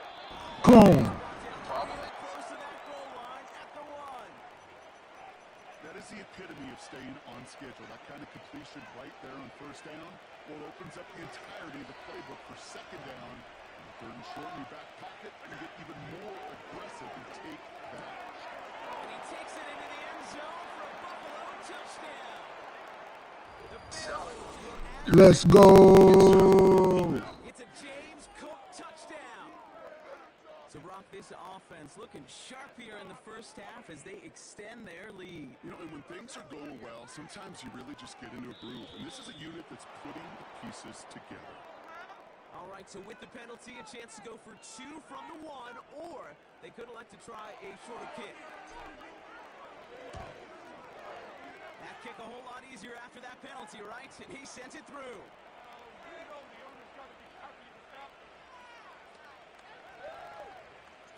Bass now to kick this away.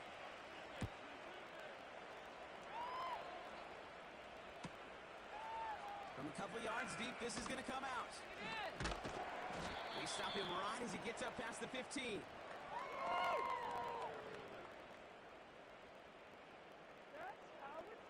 For example, when a That's crazy. They're making me play my placement matches over chat. Let me tell you something. 1st and 10 now with all of 15 seconds left to utilize in this half.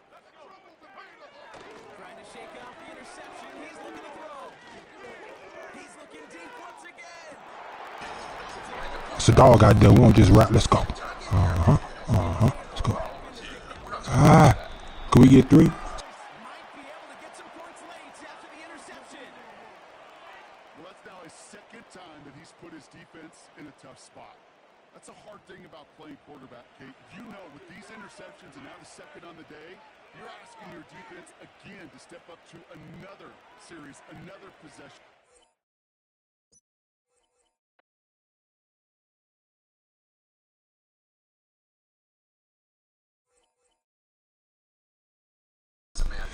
I knew he'll quit. Let's go.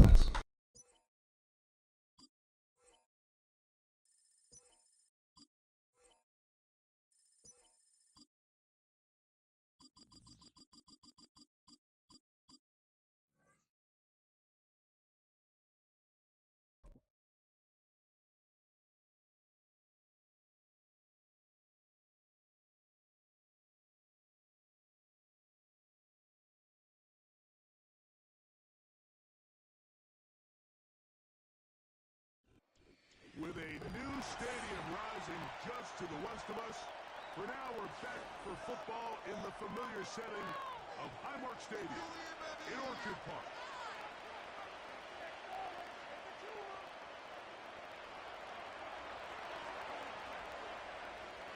Oh, man. How you get the kid the ball first, man? And off we go from Buffalo. The return team going to let that one go. It'll go through the end zone. It's a touchback.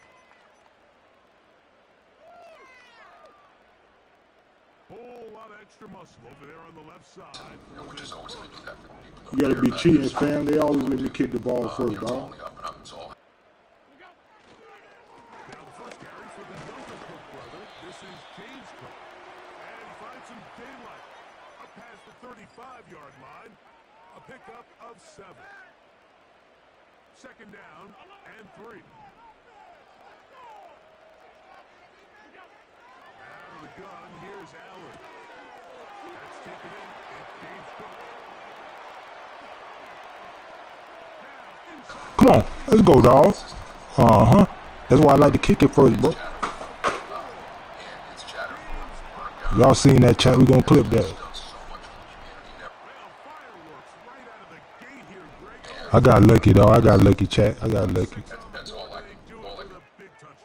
Mike, each week when we talk to teams, they emphasize how important it is to get off to a fast start. Well, this team, they took it to a new level. Yeah, man. Don't be trying to come in there looking at my plays, dog.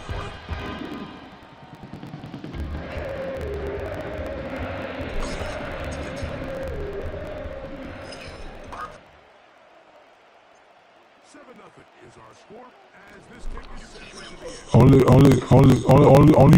you could control it, dog. If you could be heard in the mic, bro. You know that, fam.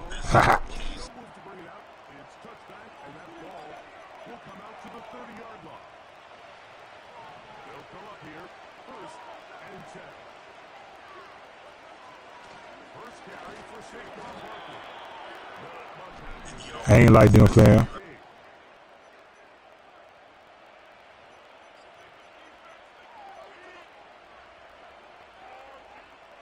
Here's second and 9.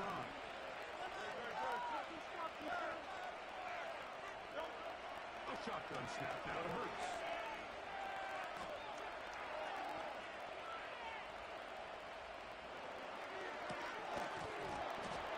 And that's going to be incomplete. Coverage was good that time. The contact jarring the ball loose and forcing third down.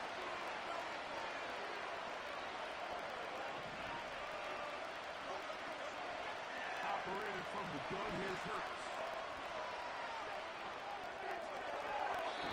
That's right, fam. Throw it at his feet. Throw it at his feet. Was the intended receiver there. And now it's fourth down. This offense has to find a way to be better on first and second down, like living in these third and long situations. I got Josh Allen, the MVP, fam.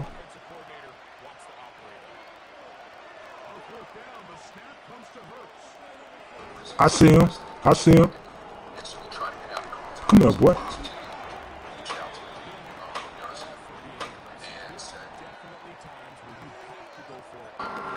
GG's, fam. Not sure if at this point in the game, this was one. An unbalanced look to the left here on first down. They'll go play action here with Allen. And this one is caught with momentum. That'll take him out of bounds behind the line of scrimmage. Could not get himself turned upfield. How long that field goal is, chat? About 50? Nice footwork there on the sideline to stay in bounds, but after all that, it's still not going to result in very much. Now Allen to throw on second down. He's got that complete to Knox. Really nice job there defensively, playing the integrity of that zone defense so well. And he's good defense. That's almost a pick. underneath drag routes. They're trying to cause confusion with the underneath zone defenders. In this case, they all stuck to their reads. They all played. Pick up any additional yards after the catch. Amari Cooper was the man he was looking for. And it's going to bring up fourth down.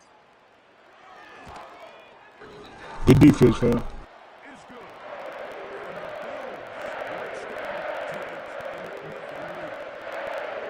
This is what you want. I mean, you clearly have the advantage, but you want to continue to apply pressure. Can you score every time you get the ball? They're able to do that here. They tack on 3 and extend their lead. On the return, it's Kenneth Gainwell. He'll be brought down right around the 25-yard line. Here's first and 10.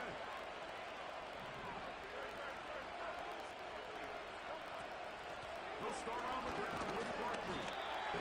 I know how to tackle, dog. To the 26-yard line. Matt Milano there to stop it. Once again, it's working. Barkley's got the first down and more. Damn. And he is gone. 74 yards. Touchdown, Philadelphia. Good-looking rushing touchdown there. Offensive line does its job. That back taking off to the end zone for the touchdown. Mike, you're exactly right. He might get credit in the box score for that long rushing touchdown, but it was the big guys up front. Oh no. And this one is no good. He has missed the extra point. Keep that one. Yeah, man. You know how that win is in Buffalo. Comes Elliott to kick this one away. And no chance to return this one through the end zone for a touchback.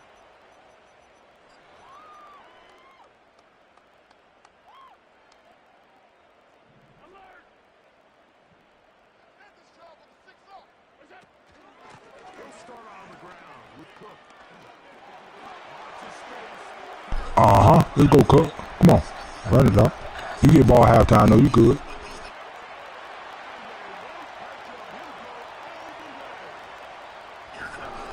You just ran like that, fam. Well, that's a way to start a drive. He takes it all the way to the house. I don't know what they were talking about on the last series, but they've come out on this series, Greg, with the right answer for the touchdown. And Mike, the reason a lot of teams start off drives themselves to operate he's off to the races for 6. Following the touchdown, Bass is back to kick it off. He'll take it in at the goal line. He'll get this up past the 20. That's where they'll start. Give me a turnover, fam.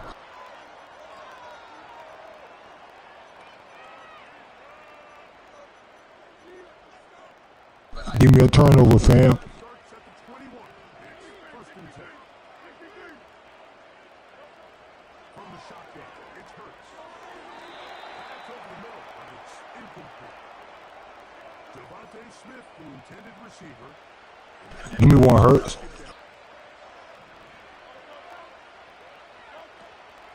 They'll run it here with Saquon. And a nice run there. He'll get They ain't gonna get your points fast enough, fam.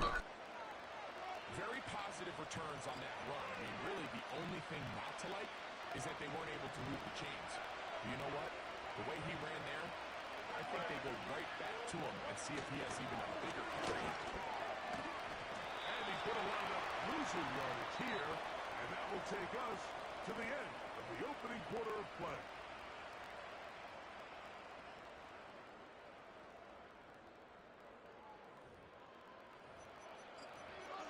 Videos were things like that was the video of the gun. So it would Being with me. No move for the punt team. The offense staying out there for fourth down. And he's going to have the first down. Oh yeah, the touchdown ain't see it. Don't try to go to it now. Works out as they convert on fourth down.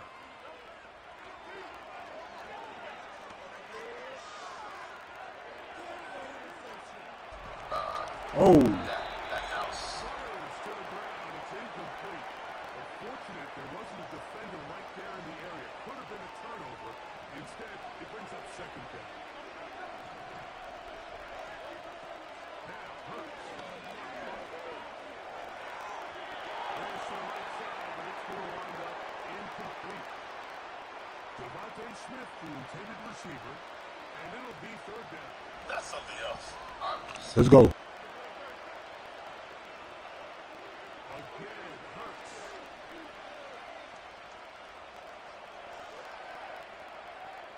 Taking a shot downfield for Smith.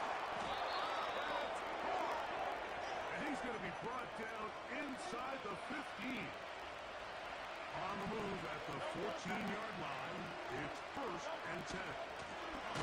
I'll run up the middle with Barkley. Yeah, I got something for you, Shakar. Over this one, they get him behind the line of scrimmage. A loss of a couple. Every team makes an emphasis on winning first down, but as a defense, when you're able to take them down for a loss, second and long, you can really become more of a pass-centric defense and really tips the scales into your favor. Take them 3, fam. But as it is, gain of 6. It sets up third down. 2 minutes to go here. Till halftime. Bring it on back in Buffalo after this.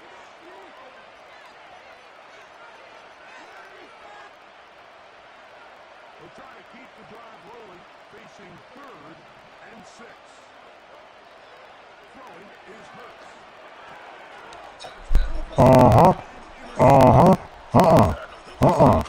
Where you going? Don't come back. Let's go. Yeah. Did you guys look to see if the district that Utah that could possibly, if the case was moved, you know, he was never going to get looked at that favorably in Baton Rouge, Louisiana. Okay. Yeah. I was talking about just the charge. That particular charge. We thought we had a really fair judge in Baton Rouge, a very fair judge, but we felt like if we can get everything in Utah, we can get things done, because I wanted him to have his life, and I didn't want it to be 10 years.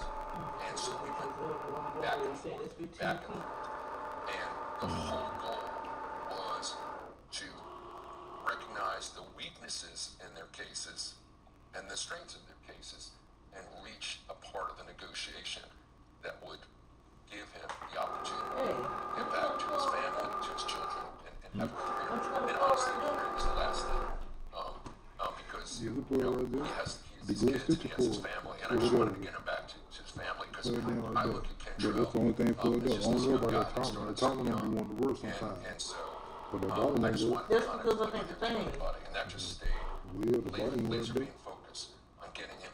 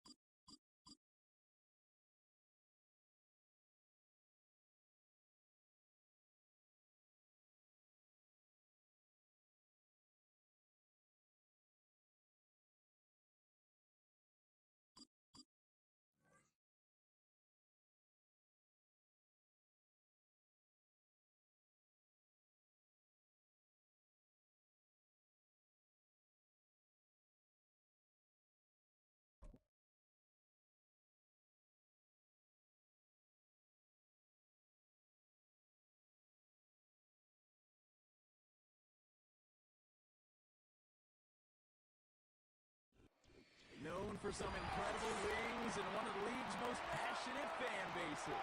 We're just outside of Buffalo at Highmark Stadium in Orchard Park, New York.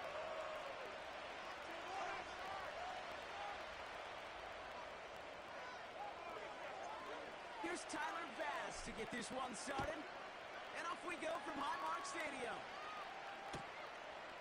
We'll bring it out from a couple yards deep. And they've got a long field ahead, Brock. Got to him early on the return and laid a big hit on him. Well, that's the case of either overthinking things or somehow not thinking enough on that kickoff return. You got to think the 20-yard line is worst case. Instead, the coverage team sticks it with a really long field ahead. Next with it on first.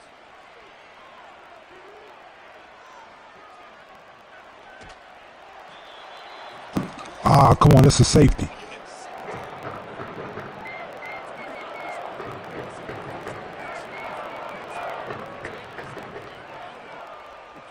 the problem. All it did was energize this building. Listen to it. Listen to these fans as they get louder starting off with a sack. After the sack, another pass on second down. He puts some power on a deep one. They connect on the deep shot. And he does quite a bit of damage before they finally take him down. You know, Kate, we often talk about flipping the field in special teams, right? A kick return, a good punt. Well, an explosive play like that does the exact same thing. Look at the difference in field position. By hitting on that shot, you've totally flipped the field and the tone of this drive. So the ball on the midfield stripe now after that big play. It's 1st and 10. Out of the gun, it's Nix.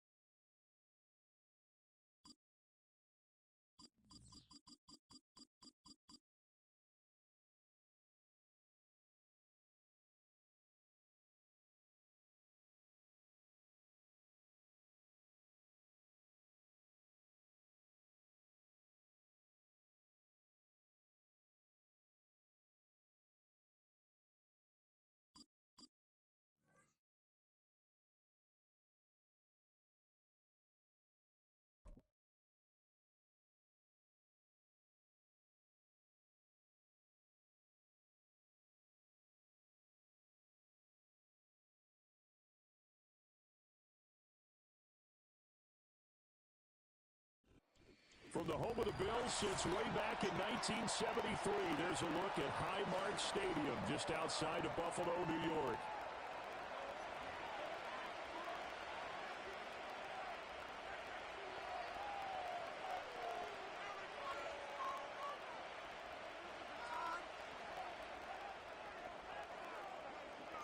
And we are underway in Buffalo.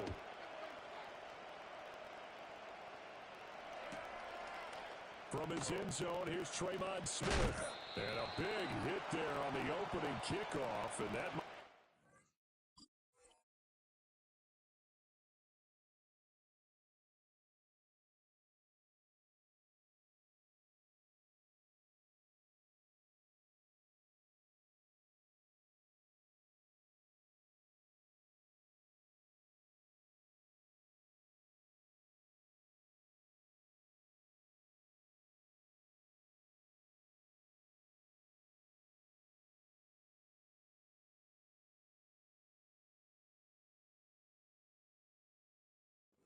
tone for what could be a physical game.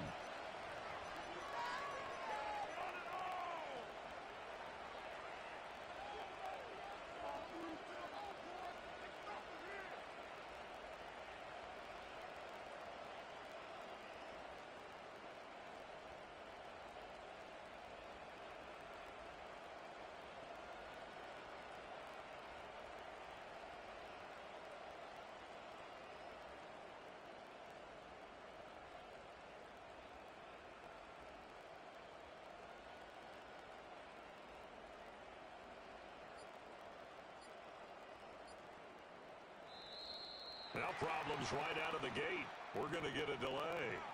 It didn't take long to see our first penalty of the game, did it? We always talk about everyone wanting to get into the game in a hurry.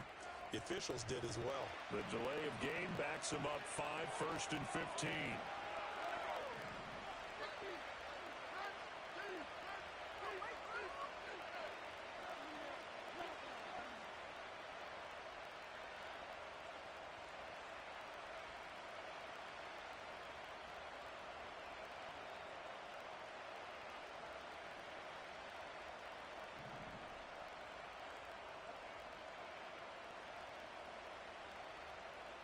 Here's Nix to throw right away. And his first pass here is going to fall incomplete. That certainly appeared to be a play call where they were just trying to make second down, second and short. I think they thought the coverage was off a little bit more than it was. Nice job there pressing up on it and forcing the incompletion. So they'll come up after the incompletion for second down. To throw, here's Nix. And it's incomplete. Took a shot, couldn't connect. He was trying to get that one out to his running back out of the backfield, but that one was read and timed perfectly, and they were able to break it up. And I don't think this is the script they had in mind for their opening drive. This is 3rd and long. Operating from the gun, here's Nix. It's incomplete. Took a shot, couldn't connect. And that's exactly what defenses talk about. You've got to find ways to get off the field when you can, especially on 3rd down. And 3rd down defense going to be vital in this game. Able to knock that one away and force a 4th down. Fielded just inside the 30. So a good punt there, but a nice return of 11 yards. And out will come the offense as they take over. Allen and the Bills now with a 1st and 10 at the 40. Off the play fake. Allen. Swinging this out wide here for Cook. And he's out of bounds just before the midfield stripe at the 49. Just about every quarterback is trained to really look downfield first before you come back and make a nice, safe throw. And in this case, that's exactly what he did. Found his running back, let him create some space. It turned out to be a nice play for the offense. And he'll take it down shy of the 45 at the 46.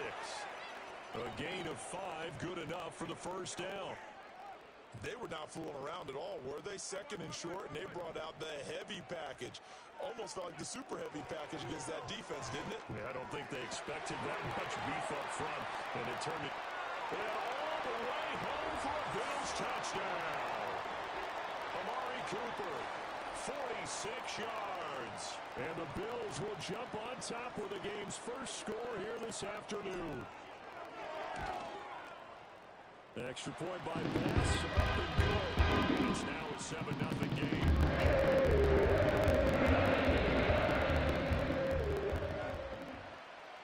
After the touchdown, Bass to kick it away.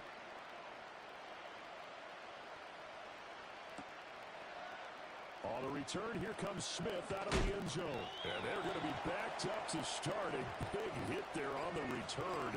Stops him dead in his tracks. For most people, the excitement of a kickoff return is to see a long one that goes back in the opposite direction. But for the guys covering it, it's being able to stop them deep in their own territory. How about that incredible form tackle right there? Shouldering the ball carrier, and down he goes. It'll go down as a gain of 6. And that's going to bring up second down. It's pretty easy to overlook the fullback when you're making your assignments defensively in the pass coverage game. But in this case, they made him pay for that oversight and picks up a nice gain. The first carry now. This is Williams. And they'll get to him quickly here as he'll get a yard, just a yard to the 22. How about the big guy there showing some agility? He just float from his D-tackle position in order to make that play.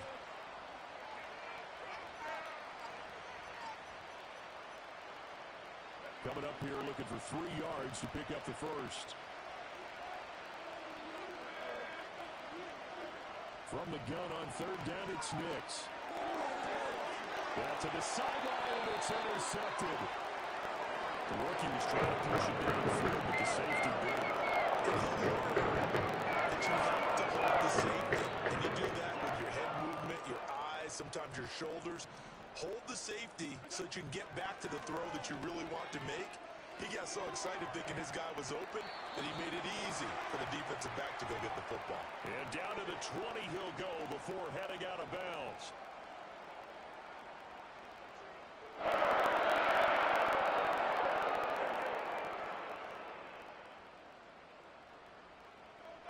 Because in the Diddy case, I remember they felt people were like yapping their mouth, and they shut that down. There's a bunch of protective orders. The judge signed.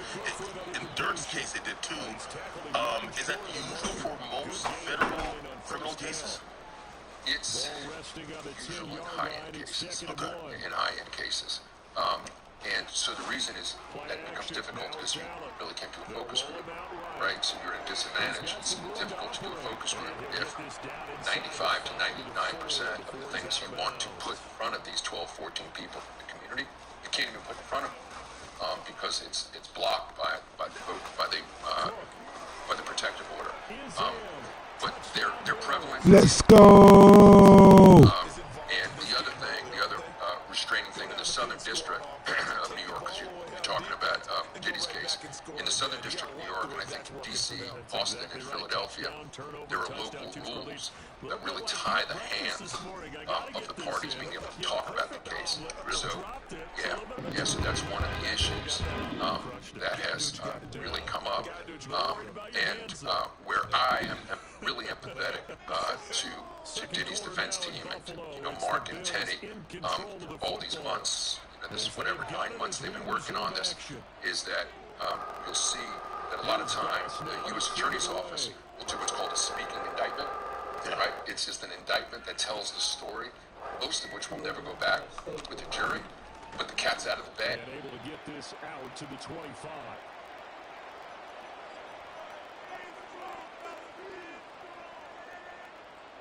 Denver offense at the line, ready to go. They're still in search of an initial first down as they come up here 1st and 10. And he'll take this ahead for about 4. Second down coming up.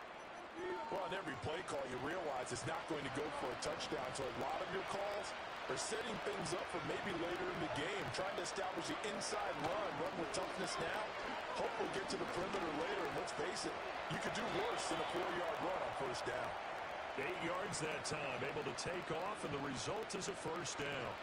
I haven't met a quarterback yet that didn't enter the league with a massive chip on his shoulder. The person that's accused of murdering him wants to just hire me as a lawyer.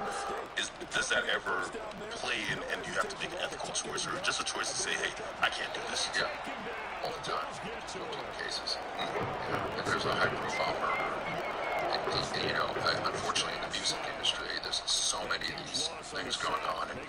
people contact us.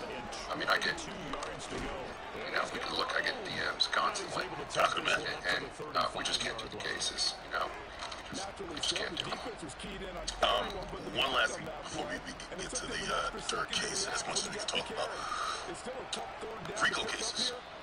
I've always said, I think federal RICO specifically, but really any conspiracy case, even if it comes and originates in state court, they're kind of made and fitted that it's pretty much almost just impossible to be outright. So you end up with usually either plea deals after it drags for so long because they're usually so loaded it takes a while, or even if you don't get found guilty of all of the things alleged in there, you'll get found guilty of some of these, like what they call predicate offenses or whatever, like one or two of them. You know what I'm saying? You might be the top one, but then you still get found. It's still RICO. It feels like it's been a target to, or they're using it against rappers more and more, right? What are your thoughts about it? What's your strategy as an attorney for? They go back to the ground with Williams. And he'll manage to pick up about 4. It's second down. And that was a quality play to start a new set of downs. That was simply an offensive line winning the battle up front and winning it a big way and giving the guy in the backfield a nice lane to hit.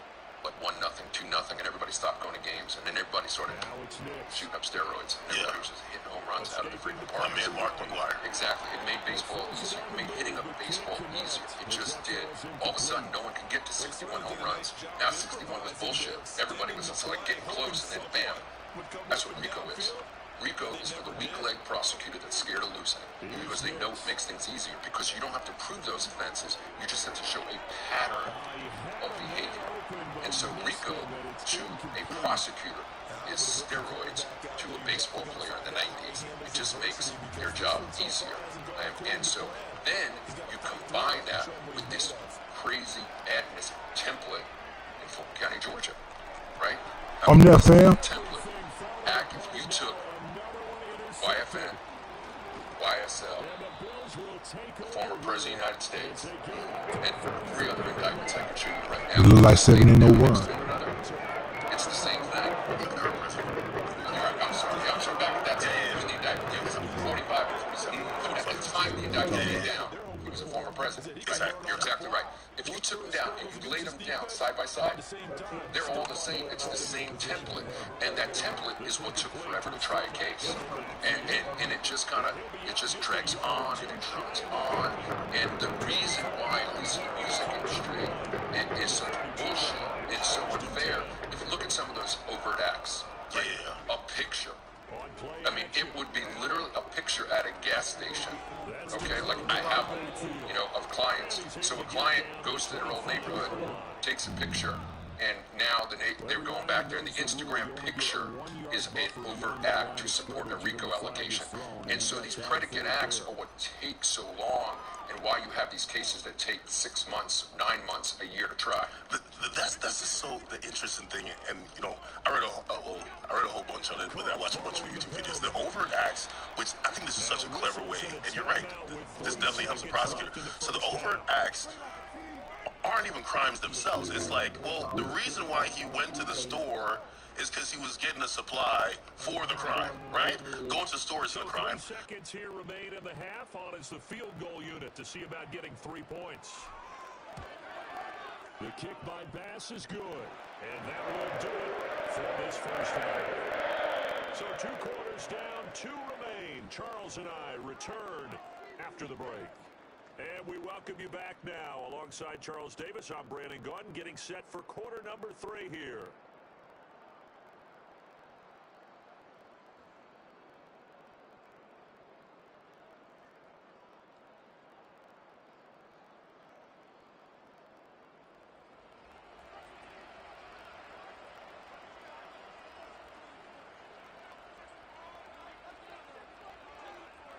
A very one-sided first half, 17-0. Take it on, and you got to take it head on, and you have to. That's why, to be in these cases in the very, very beginning is so important because you have to go after all that, and you have to tell whatever judge you're in front of.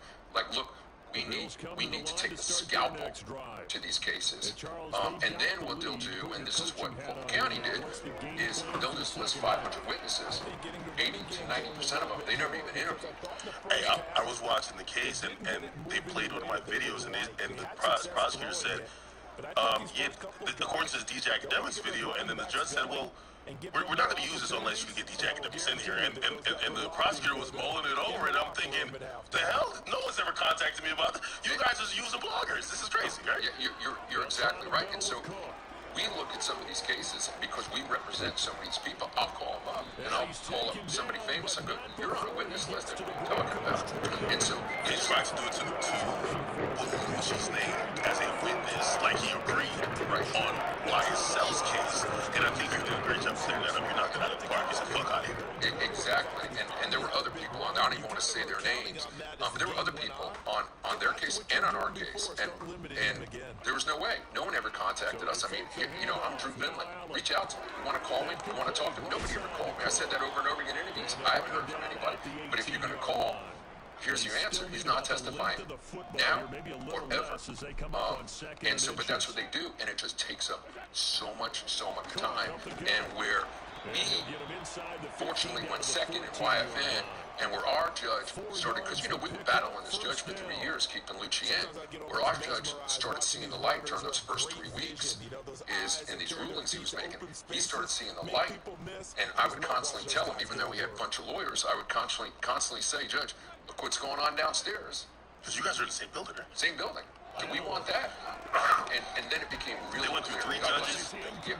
It became really clear to our judge. Our judge started making these rulings, and then it looked like things were going to go in a really different direction. And so, you just have to attack all that crap that's in that template. It's the same template. But the other thing that's really unfair about it is how many lawyers can give up that much of their life to try these cases. And they lose all of them. All these cases fall apart. Where's one? I mean, the case that involved the election in 2020, I mean, that had an expiration date on that case. That case was never going to go anywhere the way it was drafted. Zero chance. It was never going to go anywhere. It was just going to die, which it has basically died. The YSL case, okay, just dragged on and on. By the way, the election interference case, especially after they started the probe into Fani and the special prosecutor, I thought Fani... Out of the end zone comes Smith. And he returns this to the 22. Groups, I think she learned her lesson, right? Like, you went at the president. That was embarrassing. Yeah. You went at YSL, wasted so much of taxpayer dollars, right? And also you wasted resources of these guys, but you're wasting taxpayer dollars. Lost that. Got no significant or substantial convictions with YFN. What's the point? You're wasting money, right? Totally, and they need to come to an end, and hopefully that will come to an end. Because, if you go back to 2022, my office is in Fulton County. I live in Fulton County. I love Fulton County. One of my kids is a public defender in Fulton County. One of my attorneys was a public defender, who's my son, is what our office. So in 2022, if you look at what happened when these cases were all kind of, hitting 100 miles an hour, the jail population surged to 3 times its limit. It fit, like 1,150 people. I think we got 3,400. I think in 2022, 24 people died. I think 8 or 9 of them were from murders. And it's not the sheriff's fault. The sheriff can't move cases. But when the district attorney's office is taking their eye off the ball, when the district attorney's office is pouring resources into these multiple ridiculous RICO cases that ultimately all fall apart, they all fall apart. And then you're doing this other case regarding the election, all your attention is focused on other things, and your other cases are just not moving. And then you have tragedy. And tragedy is overpopulation in a jail, where irrespective of the fact that these people are charged with crimes, these people that are in this jail deserve to not be bunked up twice as much, sleeping on floors, sleeping on mattresses on the floor. That's just bullshit. That's just unfair. That's everything un-American was taking place. So the lesson, as you said, needs to be learned. Stop all that garbage. Focus on what you have in front of you. Learn from back in the old mob cases. Remember Pizza Connection and all those big mafia cases, the Department of Justice learned in the late 80s and 90s, you can't do 9-month, 3-year trials. It doesn't work. If they learn their lesson, then little old Fulton County should take a look at what happened there and just go back to 2- and 3-week trials and not do the crap that they've been doing. Yeah, what advice would you give to the rappers who are... I'm going to be honest with you, I've spoke to rappers in and around the Atlanta area, and they're definitely, and it's not an indication they're doing something wrong, but they don't want to get caught up in something, right? You know, a lot of these guys come from, oh, these are my crew, these are my friends. Then they start making it a record label, and then it turns into something else. And then now people become a little bit concerned because they're like, hey, you know, for example, in the case of, like, let's say, not the case, but the situation with Lil Baby, you have the police, I don't know if it was the commissioner, but one of the police, probably lieutenants or something, they came out, they had a whole press conference. They said, hey, this guy, we're going to hold him accountable. He shouldn't have had that music video shoot in that neighborhood, right? And then subsequently, we hear just rumors that there might be another RICO coming. How do you avoid that? Like, how do you even, you know, you say you spoke to me, let's repeat whatever you said, but how do you give someone advice? Because it looks like Baby's trying to stay out of the way, right? So, Dominique Jones is such a fine young man. A little baby, Dominique Jones. I mean, this is a guy that I talk to regularly. This is a guy that I care deeply about. I've known him from the beginning. A little information about him. You know, as you know, he served a few years in jail. I've gotten him 2 national speaking engagements, and I mean, he stole the show. I had him speak to a packed audience about prisoner reentry issues. He put him on a panel in Atlanta. Mike Epps, the comedian, was my honorary co-chair. Flew in. He was my co-chair. We did this program when I was president of NECL. Packed. We had prosecutors, judges, defense lawyers, standing room only. I mean, people that worked at the hotel were out there that had records listening. And Dominique was like just doing this amazing presentation. Then after he did Bigger Picture, right, which, as you know, was really thematically the story about post-George Floyd, I got him a national, it was virtual because it was in the height of COVID, I got him a national speaking engagement. And he spoke to lawyers from coast to coast, from border to border. So the guy is amazing in his turnaround. So shame on anybody that throws shade at him. I mean, shame on them. They need to look in the mirror what they're doing in their fucking life. Okay? Because I'm defensive of him, to be honest. Because he's a good kid doing it the right way. Am I allowed to say that word? Of course, man. Yeah. And so that's first. Let's get that out of the way. But let me talk about that video shoot, man. See, this is the problem when people look into this music industry. Why I am protective of these young men and women that I care about. Who thinks that an international superstar like Dominique Jones, Lil Baby, what did he show up at a shopping center with 2 iPhones and a buddy and said, hey, let's do a video? They were all corporate. Gets involved in the passing game. I think what we're seeing here is the modern version of workhorse in the NFL, being able to run it and catch it without doing their homework. Do yourself a favor before you open the Bible, okay, and do a little research. And then what you find out is that this is a professional video shoot in which major corporations are involved. Taken down here at about the 11. Credit him with a 1-yard gain there to make it 2nd and 9.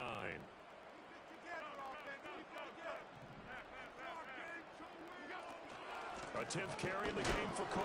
And strong running there as he's inside the 10 and down to the 8-yard line. And on 3rd and 5, this will be the 8th play of the drive. Here's Cook again. And he'll be stopped well short. Only 2 yards there. 4th and 3.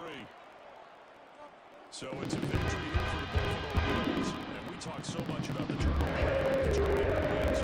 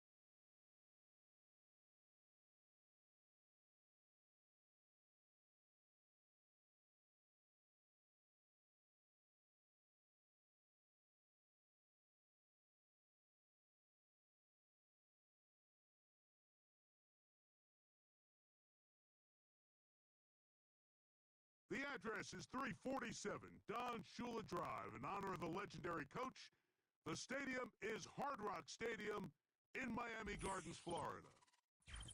And thanks for having us in, Mike Tirico and Greg Olson with you. Buckle up, partner. I think this is going to be an aerial show. Both of these teams giving us the hint that the ball's going to be in the air a lot in this one. Oh, no question. I think both teams were very clear in our weekly meetings that that was going to be the plan. And what we see right now in today's modern football, Mike, is the direct correlation between explosive plays, in this case, two teams that rely on those explosives coming in the passing game, and the direct ability to score points. At the end of the day, this is who can score the most points. And if you want to score points today, it's going to become by throwing the ball deep downfield as often as you can.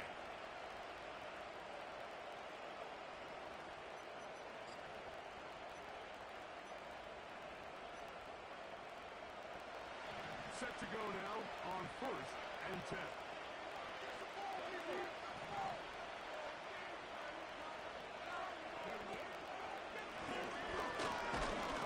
Only a gain of 1 on the game's opening play.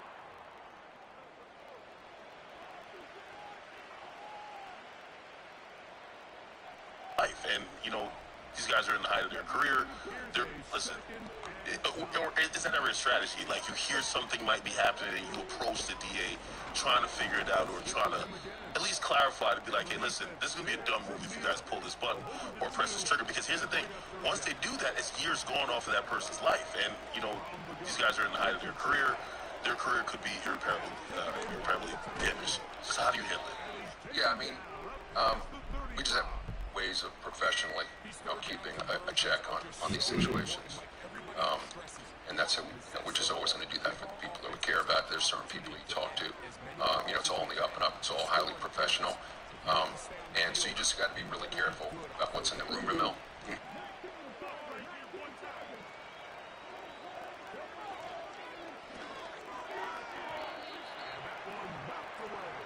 incomplete. Well defended there, and the quarterback's trying to attack this defense outside the numbers. Those really wide angle throws near the sideline sometimes can be very hard to defend, so give a lot of credit to this secondary. They were all on the same page, and the ball falls incomplete.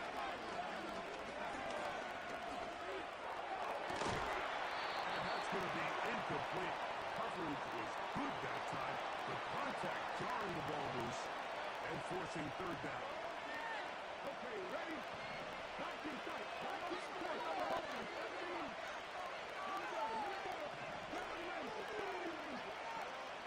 Arasaka, Richardson.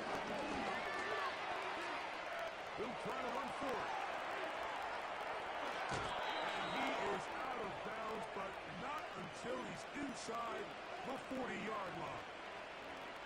They get the conversion on 3rd down. It was a gain of 27. Ball rests at the 37. It's 1st and 10. Let's go now. Double down with back and 60. Throwing is Richardson. Down the field for Lamb. And they're going to get this all the way down inside the 5. The cases Straight cap. right there. Make an early statement here on the road. It is 1st and goal. They'll try to run this one in. They try to push forward, but only a yard down to the 2. A little closer. Here's 2nd and goal. As they try to run it here. Trying to push the pile forward. He didn't even get to the 1-yard line. They stopped him short. No gain. I typically like to see the play action pass on the early downs, but now they find themselves on 3rd down. The defense is more prepared for the pass. They get stopped twice with the run. They go back for the 3rd time and take their chances.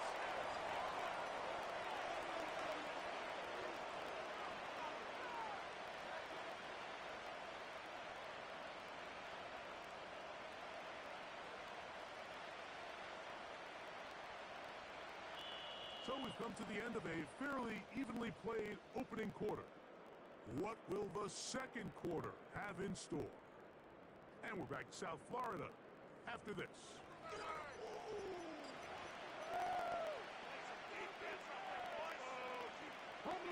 Want to finish this opening drive with 6. So the decision is go for it on 4th and goal. Richardson going to throw to the end zone. It's intercepted. Like he was here Top 100. Get the ball back on the turnover. They hold on 4th and goal.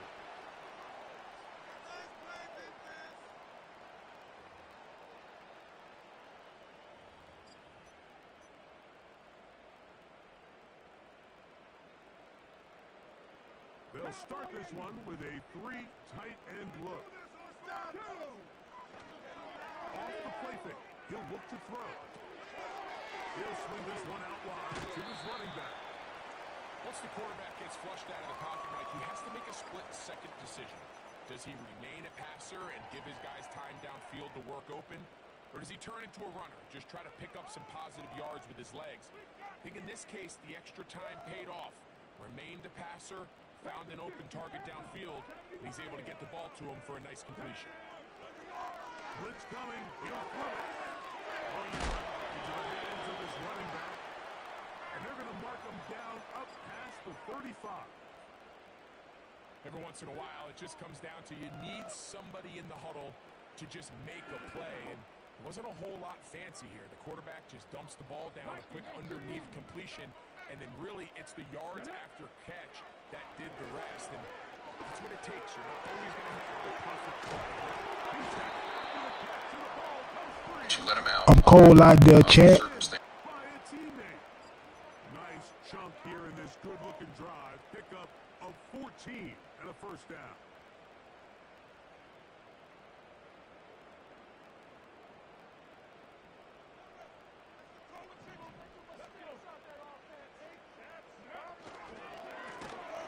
They'll turn and hand this one off. And he's going to be stuck well behind the line of scrimmage. A play going absolutely nowhere. The speed and the get-off by the big interior defensive tackle, Mike. I mean, he got through there so fast, he almost took the handoff himself.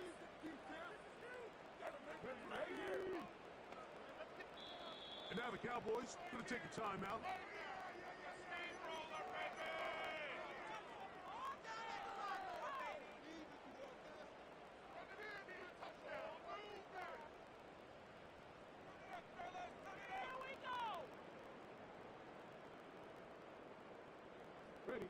So they go backwards on first down. Here's 2nd and 13.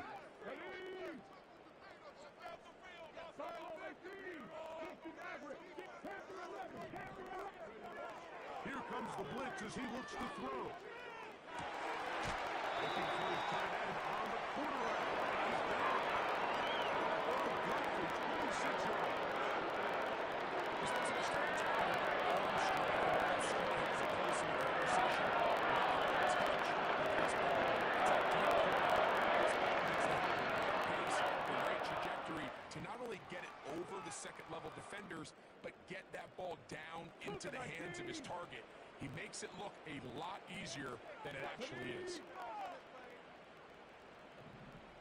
To the air now on 1st and 10. Quickly to the outside and complete. And he takes it down to the 15-yard line. That last completion's going to go a long way towards at least finishing Long. this 2-minute drive.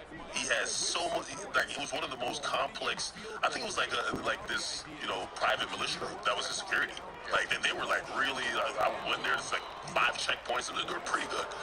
And I was like, he got to be paying out the ass for this. Do you, when these things happen, do you kind of pull? Of course, he got a lot of money. Do you pull him to the side and be like, hey, listen, I'm gonna suggest this, but you're gonna need a lot of capital. Do you work with musicians? Do you pull their record label in?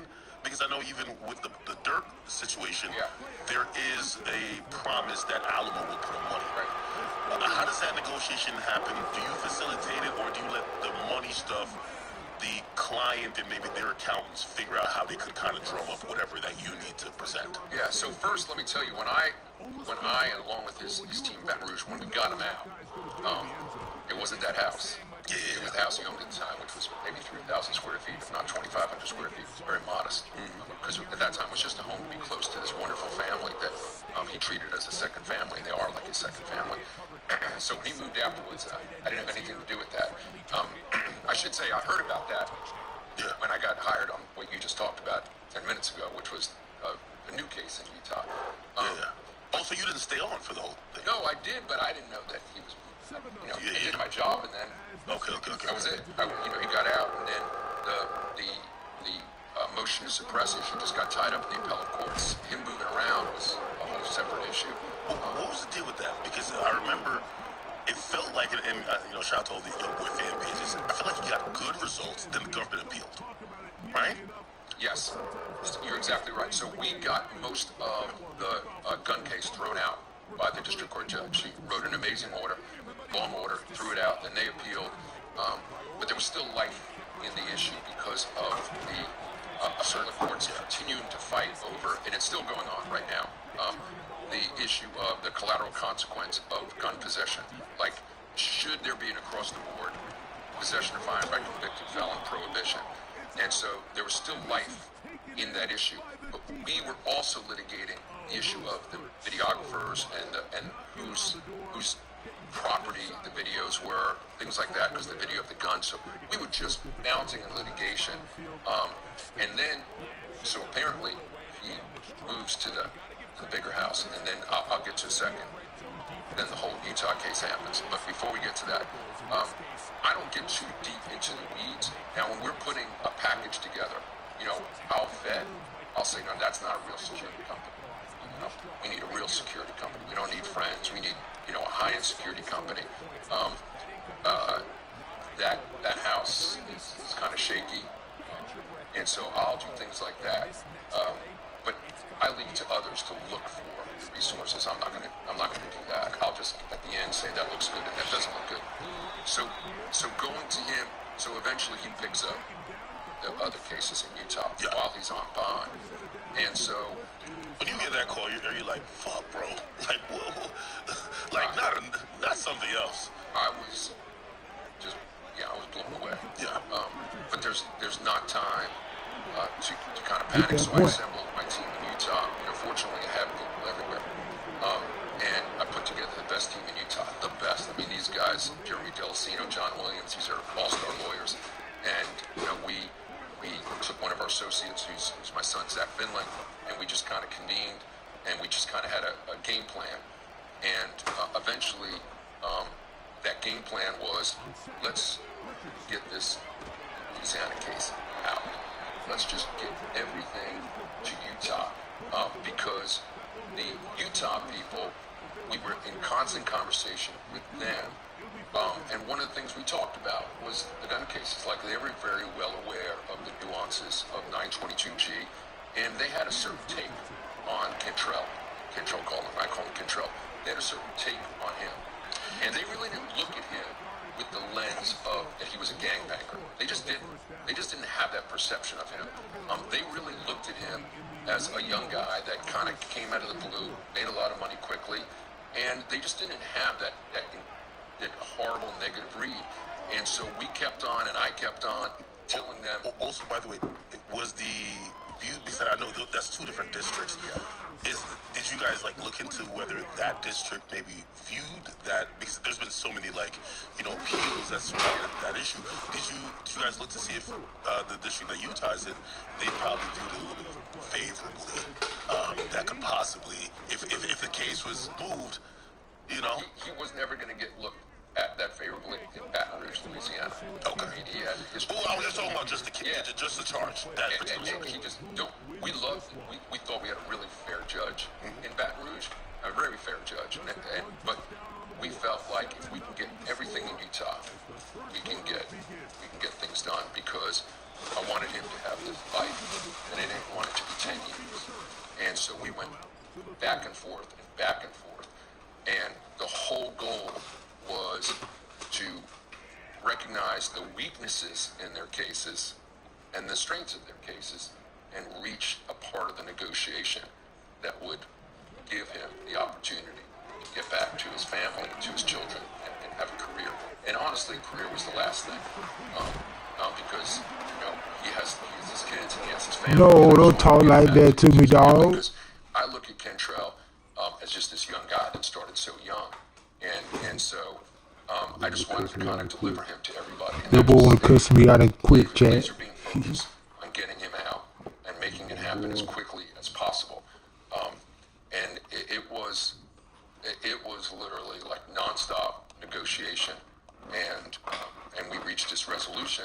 And then, of course, you probably noticed we got him another 93 days back, and that's really what got him out. I mean, even sooner, because everybody was shocked that all of a sudden he was out, because we had to do a little work, and we got him yet another 93 days. Look, I'll agree with you.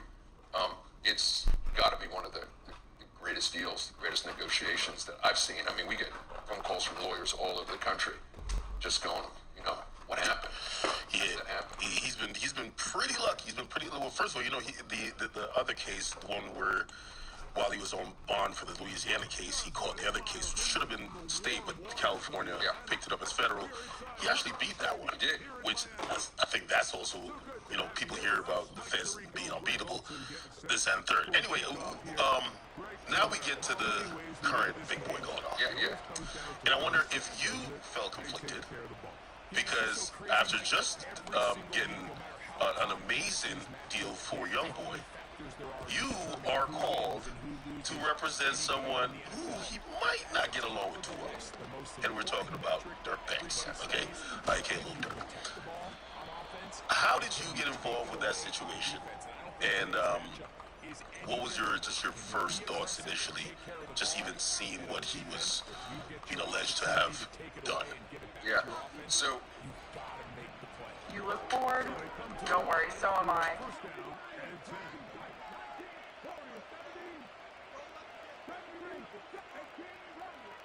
Rolling right away on the game's first play. He's going to tuck it and go. Initially, Mike, a really good job by the defense. Nowhere to go with the ball for this quarterback. He's forced to pull it down and turn into a runner. Little slow reaction, and he's able to actually pick up a pretty good game. Here's 2nd and 3 to go.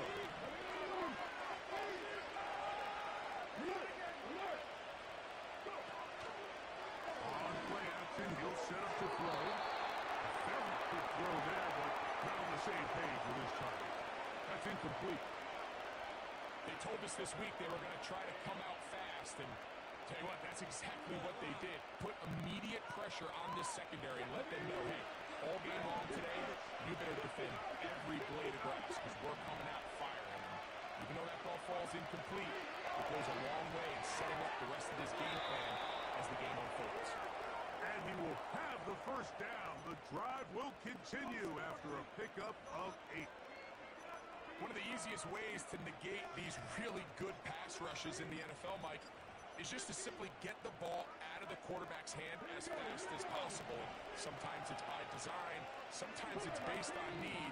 But really nice job there by the quarterback. Get into the hands of his receiver, and let's see what he can do after the catch.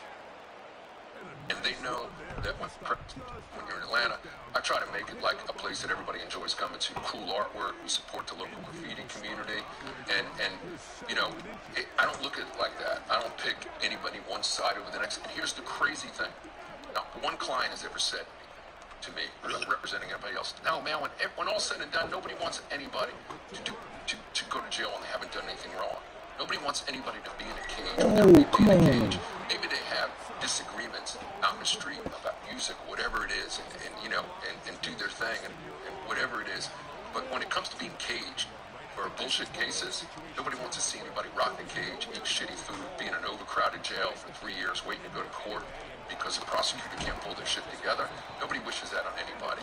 And they know that when they come to me, I'm going to do nothing but fight for them for the best, man. And I'm just not thinking about you in front of me. Like, I'm being very, when it comes to Kentrell Gaulden, young boy, man, I think very much about that young kid that AmeriCorps came and saw when he was young. Like, I look at him and I look in his eyes and I see that, like, that young kid that just had fame and fortune so early. And I just want to do everything I can to help get to him and get him out of there so he can live his life. And the next person, if it's, I get the phone call on Dirk, Same thing. Never heard anything but good things about him. Do you have to compartmentalize it? Because when you get deeper into, like, just the allegations in the case, they're accusing Dirk of doing something to someone who's affiliated with Young Boy, right? And that might, then just put you in a little bit of a pickle because, again, you kind of just represented one guy, now you represent this other guy who, going back to the takeoff situation, right? Like, you recuse yourself from that one. Right. But here, probably just not as close, and you're just doing what you do an amazing job at defending, innocent people. But do you kind of get into that situation where you're like, oh, snap, this guy was kind of accused in a roundabout way of doing something to someone who could have been associated with the last guy I represented? I don't want to be in a position where they're asking me things like, yo, hey, so what about, or they even blame me, like, well, you got that guy off, you better get me off, or you picked a side or something. Yeah, so before everybody, I represented King Vaughn. Yeah, that is true. Right. Rest in peace, So I don't even look at it that way. It never even, literally, never even entered my mind. Did you represent him for the Atlanta case, the shoot one? Oh, wow. Yeah. That case went away. Some people felt like the feds were going to pick that up. The way how they just... Or got beat down there. Just dropped it. Yeah. Not that I have, at least when I was involved in the case. And so that whole notion of a conflict never really, never entered my mind. Could you clear one thing? I'm sorry for cutting you off. Could you clear one thing up with that? Because there's so much internet chatter about that case. There's some people who feel like, hey, Dirk basically blamed it on Vaughn since he died. That's why the case went away.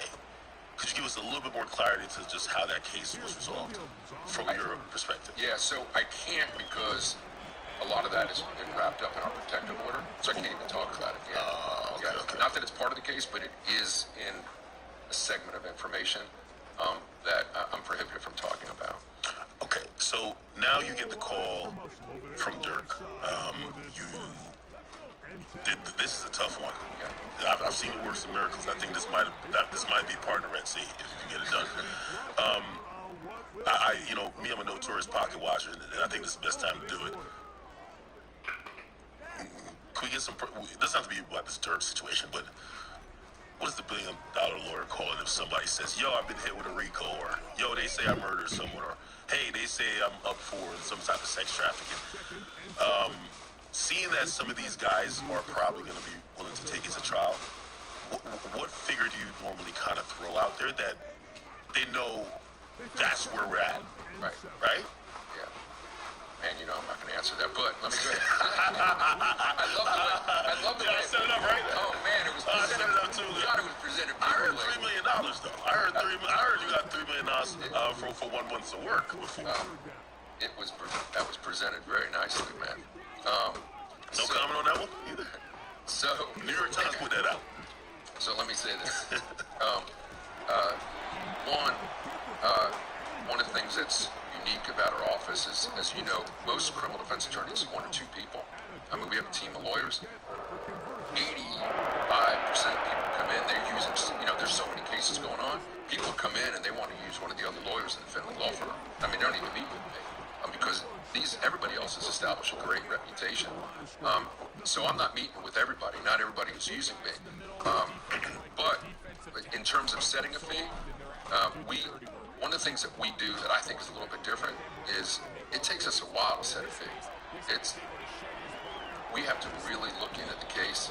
I have never charged a consultation fee, whatever they call it. I've never done that one time in my life.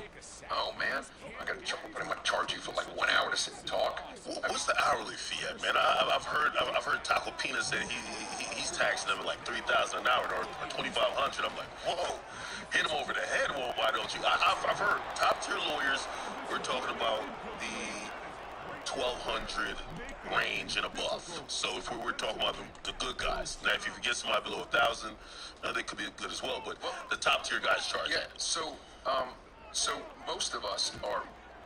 most individuals can't do an hourly, right? Because an hourly can grow so exponentially, man. It's like an hourly is like the movie Alien. It starts with 1, then it's 2, then it's 4, then it's 8, then it's 16, and before you know it, the the Bills are out of control, and when you're fighting for an individual, it's very, very difficult to get.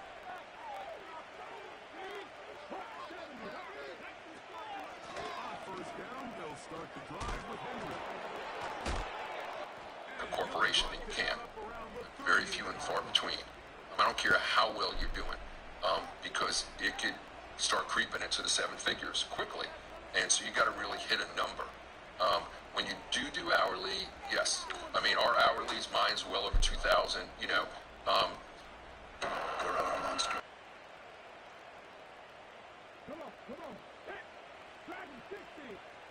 and when it's the right case, then the person that's paying that, they don't really give a shit that it's over $2,000 an hour. They just want you to fight for their freedom. Yeah. But you have to let them know, like from a business standpoint, like, hey, we're gonna do it hourly. Like, boom, at the end of a day, you know, it could be with associates. You just had a $27,500 day. That's why hourlies are very, very tricky. And so, but we're different because we have a team of people. So there's so many cases going on, and my people are like winning cases left and right, and they're not charging that. So do you guys usually be like, hey, listen, yo, you caught an attempted murder. This is $250,000. We're gonna take care of it all the way throughout. Whether we get a plea, whether we go to trial, whether this thing gets dropped, like just flat fee. Is that how you guys? Yeah, there's a lot of flat fees, and a lot of times there won't be like a separate fee for trial, because generally speaking, sometimes there is, or there is a fee, like if a trial goes past a certain amount of time, because you don't want to wind up in a year trial, right?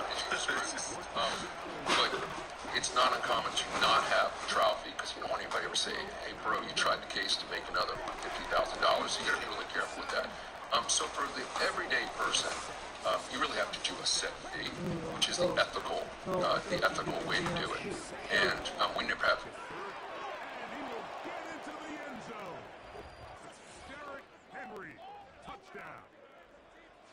Good drive. They kept the ball. Greg, they moved it effectively down the field. He's like, yo, you get me off of this junk, my first day out song and that record deal, I'm going to pay you back on the back end, my brother. Yeah, that's never good. Oh, no? Zero chance, man. So none of that, you're not invested in it. I love it when I'm having plus it's unethical. Yeah. You can't have a contingency in a criminal case. Yeah, no IOUs. Okay. No IOUs, because that never works. Okay. All right.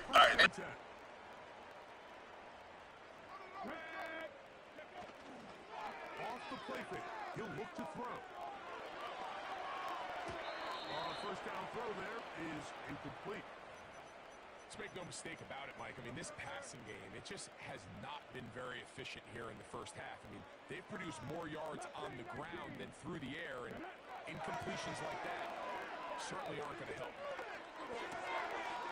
He gets this into the hands of Green. They'll mark him down up at the 44-yard line. Now the Dolphins going to use the first of their timeouts, as they'll stop it just a little bit over 30 seconds to go. They look to throw here on first down. Now he throws back over the middle. It is complete. Now Miami going to use the second of their timeouts, as it comes to 22 seconds remaining till halftime. Well, it goes without saying. You want to play wide receiver in the NFL, Mike, how well can you change directions? How fast can you get your body from one direction to another? And they're going to get to him and take him down. Take him back. And I think, yeah. So we come to halftime in this 2-touchdown game. As we head north to Orlando, we're going to join the coach, Jonathan Coachman. He's got our EA Sports halftime report. All right, Coach.